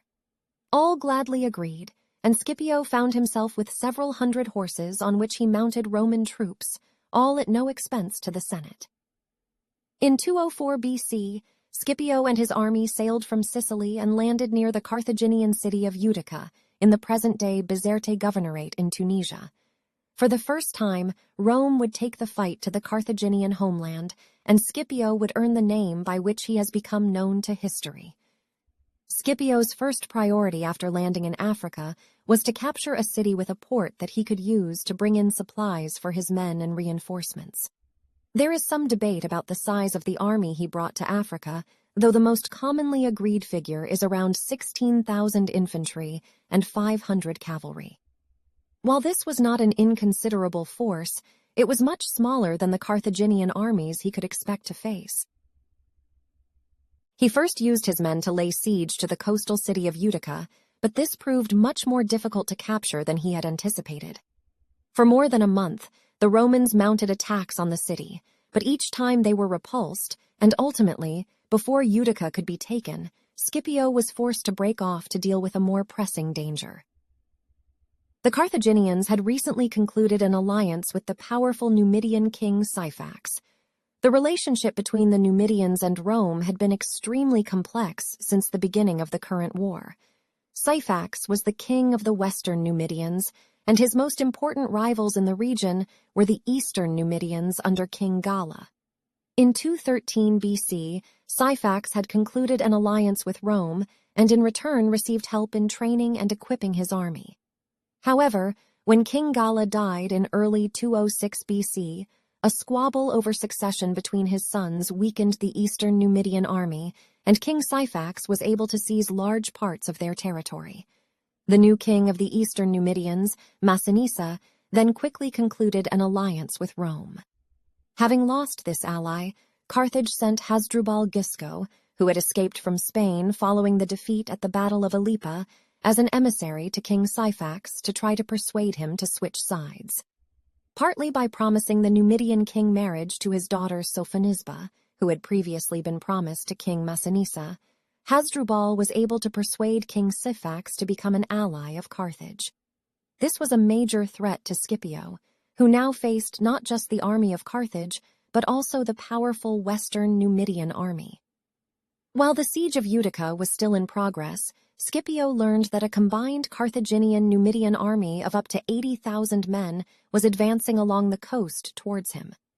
Knowing that his army was too small to meet this force in open battle, despite having been bolstered by a force of Numidians under the command of King Massinissa, Scipio devised a plan. The combined army of Syphax and Hasdrubal had established a winter camp from which they intended to attack the Romans in the spring. But Scipio knew that Syphax was not particularly enthusiastic about a war with Rome and would be prepared to discuss peace terms. Envoys were sent by Scipio to the camp to meet with Syphax and Hasdrubal. However, the real purpose of this was to allow a number of Roman officers, dressed as servants, to roam freely through the camp of King Syphax. They mapped its layout and discovered that it comprised mainly wooden buildings. After that, Scipio took his army out under cover of darkness and approached the camps of Hasdrubal and Syphax. He split his army, leaving his trusted subordinate Gaius Laelius, who had accompanied him from Spain, to attack the camp of Syphax, while Scipio himself led the attack on Hasdrubal's camp. The Romans set fire to outlying buildings, and the fire quickly spread through the flammable wooden buildings. Many soldiers died in their sleeping quarters, and many more were trampled to death as they fled from the flames.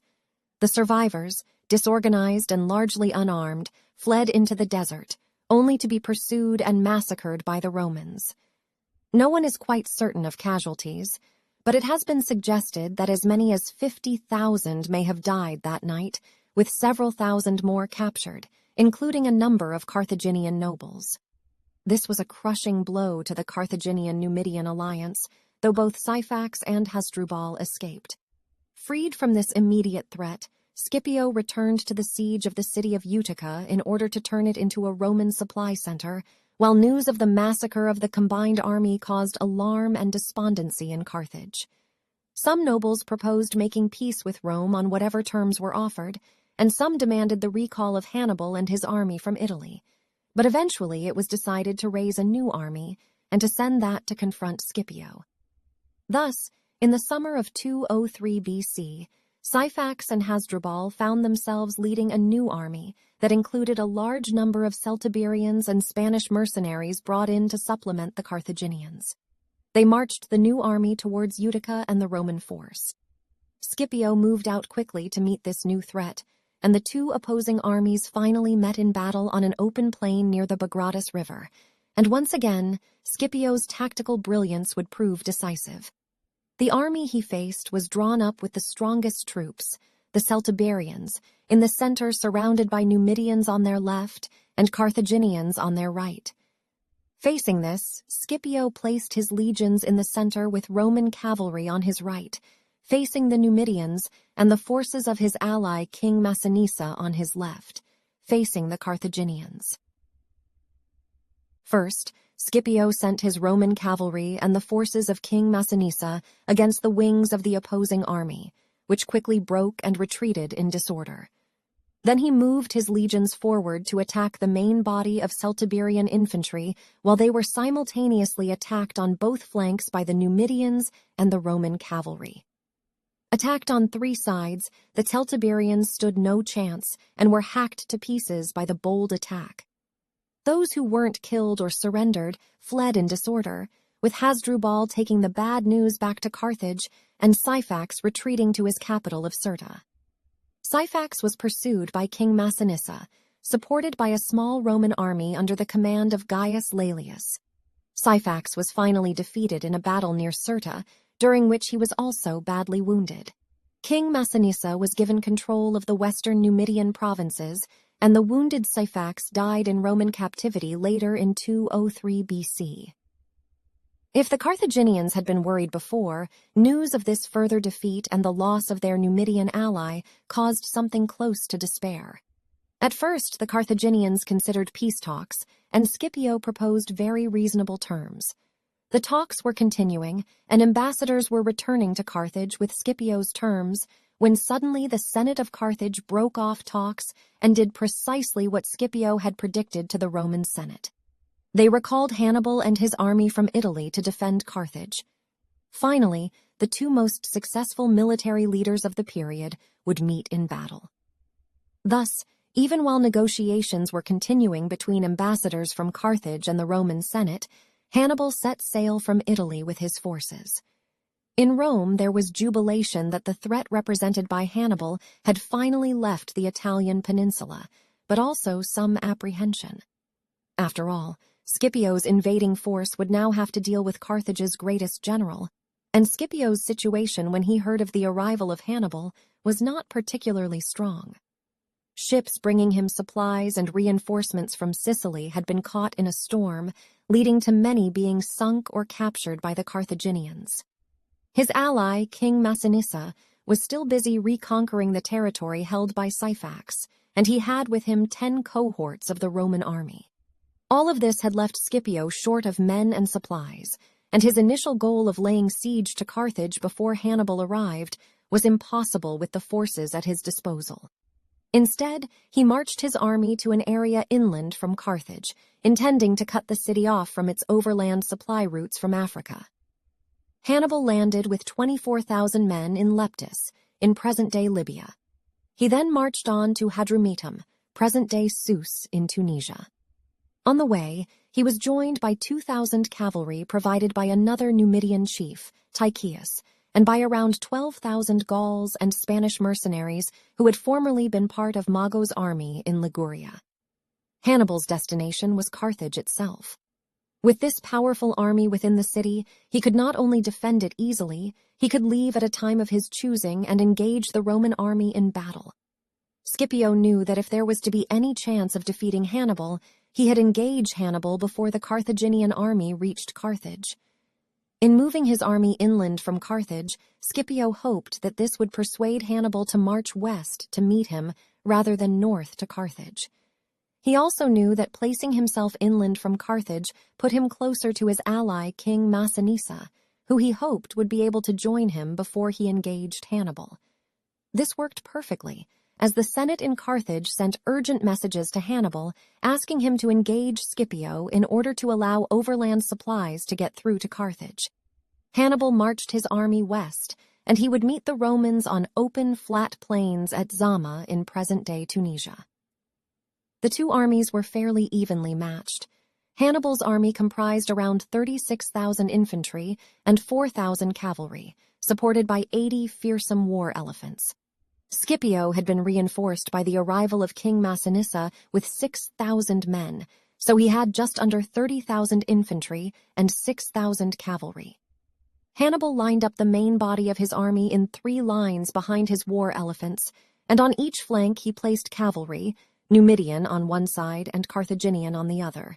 Scipio adopted a similar formation, with his infantry drawn up in 3 lines in the center, with Numidian cavalry under Massinissa on the right, and Roman cavalry under Gaius Laelius on the left.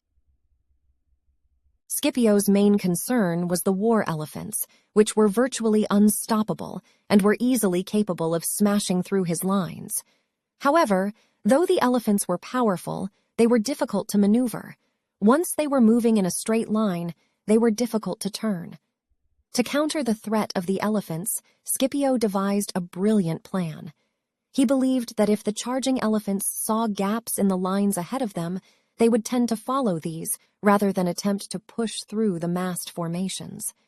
He therefore included wide, empty lanes between his formations, which he concealed from the enemy by initially filling them with skirmishers. As the battle began, Hannibal unleashed the war elephants, intending to disrupt the Roman formations before his infantry engaged. But upon a signal from Scipio, the skirmishers withdrew into the main formations, and the war elephants plunged through the gaps in the Roman lines without causing major disruption. They were harried and pursued behind the lines by archers and javelin throwers, while the Roman cavalry blew trumpets to confuse and frighten the elephants, several of which turned the way they had come and charged into the Carthaginian left flank, creating chaos there. The elephants would not play much of a role in the battle. Massinissa took advantage of this to charge home against the cavalry on that flank and drive it from the field, but he found himself embroiled in a chase orchestrated on the fly by Hannibal as the Carthaginian cavalry lured him away from the main battle. As a result, the Battle of Zama became a brutal contest of strength between Carthaginian and Roman infantry, both supported by cavalry attacking the flanks and rear. The Roman and Carthaginian infantry hammered each other in the center of the lines, with both sides momentarily gaining the advantage, only to be driven back in turn. The battle raged for hours, with neither side able to gain the upper hand, but eventually Massinissa, who had chased the Carthaginian cavalry clean off the field with his superior numbers, returned and charged the Carthaginian forces from behind, enveloping them.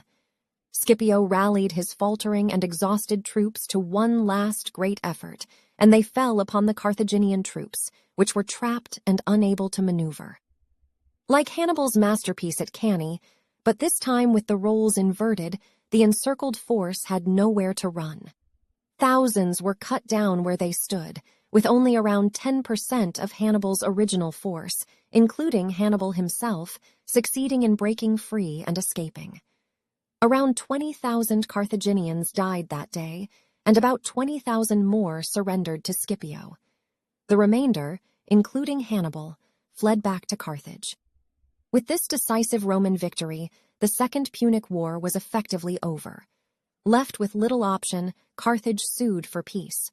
This was granted, but on terms so harsh that Carthage would never again be a threat to Rome. Now that Carthage had surrendered virtually all military ambition, Hannibal himself devoted himself to politics.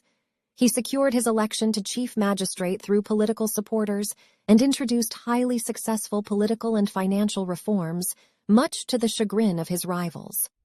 Hannibal was so successful as a politician that Carthage, despite still being hampered by a heavy war indemnity, prospered to the point that the Romans demanded he step down as magistrate. Rather than do so, Hannibal voluntarily went into exile, worried he might expose Carthage to new Roman reprisals. Despite the smattering of defeats he accumulated later on in his career, Hannibal was unquestionably one of the most brilliant generals in ancient history, with a record unmatched by anyone except arguably Alexander the Great and Caesar. However, as Maharbal allegedly remarked, Hannibal seemed to know how to win a battle, but not how to completely capitalize off of it.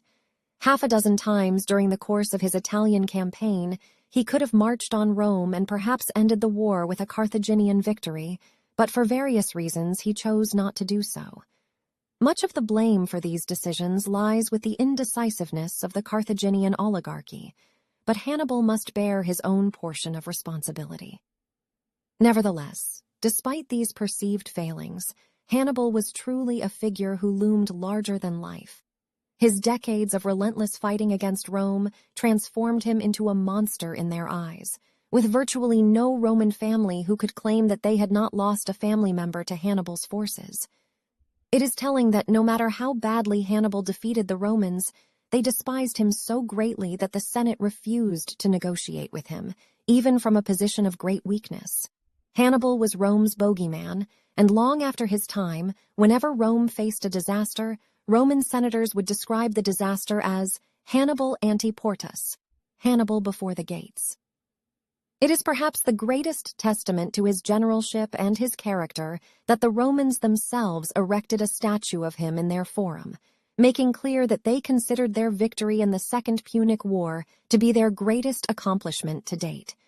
The greatest boast a Roman soldier could make, even in defeat, was that he fought against Hannibal. Of course, Hannibal's legacy extended far beyond personality and psychology. There is a universal consensus that Hannibal was one of the greatest generals in history, and arguably the greatest. During the American Civil War, the Lincoln administration was greatly concerned about General William Tecumseh Sherman cutting his supply lines and marching through enemy territory without any lines of communication for 3 months in late 1864. It was possible to assuage those concerns by pointing to the fact that Hannibal's armies stayed in Italy without Carthage's help for the better part of 2 decades. In the 1911 Encyclopedia Britannica, Maximilian Otto Bismarck Caspari noted, As to the transcendent military genius of Hannibal, there cannot be two opinions. The man who for 15 years could hold his ground in a hostile country against several powerful armies and a succession of able generals must have been a commander and a tactician of supreme capacity. In the use of strategies and ambuscades, he certainly surpassed all other generals of antiquity. Wonderful as his achievements were, we must marvel the more when we take into account the grudging support he received from Carthage. As his veterans melted away, he had to organize fresh levies on the spot. We never hear of a mutiny in his army, composed though it was of North Africans, Iberians, and Gauls. Again, all we know of him comes for the most part from hostile sources. The Romans feared and hated him so much that they could not do him justice. Livy speaks of his great qualities, but he adds that his vices were equally great, among which he singles out his more than Punic perfidy and an inhuman cruelty. For the first, there would seem to be no further justification than that he was consummately skillful in the use of ambuscades. For the latter, there is, we believe, no more ground than that at certain crises he acted in the general spirit of ancient warfare. Sometimes he contrasts most favorably with his enemy. No such brutality stains his name as that perpetrated by Claudius Nero on the vanquished Hasdrubal. Polybius merely says that he was accused of cruelty by the Romans and of avarice by the Carthaginians. He had indeed bitter enemies, and his life was one continuous struggle against destiny. For steadfastness of purpose, for organizing capacity and a mastery of military science, he has perhaps never had an equal. Whether Hannibal is the greatest general ever, or merely one of the greatest, makes for a good armchair debate, but regardless of his ranking, his influence on military tactics is undeniable. In particular, Hannibal demonstrated that warfare was about more than superior tactics in battle, because his success owed as much to his strategic outmaneuvering of his enemies. As historian Theodore Dodge put it, Hannibal excelled as a tactician. No battle in history is a finer sample of tactics than Cannae, but he was yet greater in logistics and strategy. No captain ever marched to and fro among so many armies of troops superior to his own numbers and material as fearlessly and skillfully as he. No man ever held his own so long or so ably against such odds. Constantly overmatched by better soldiers, led by generals always respectable, often of great ability, he yet defied all their efforts to drive him from Italy for half a generation. Excepting in the case of Alexander, and some few isolated instances, all wars up to the Second Punic War had been decided largely, if not entirely, by battle tactics. Strategic ability had been comprehended only on a minor scale. Armies had marched towards each other, had fought in parallel order, and the conqueror had imposed terms on his opponent. Any variation from this rule consisted in ambuscades or other stratagems. That war could be waged by avoiding in lieu of seeking battle.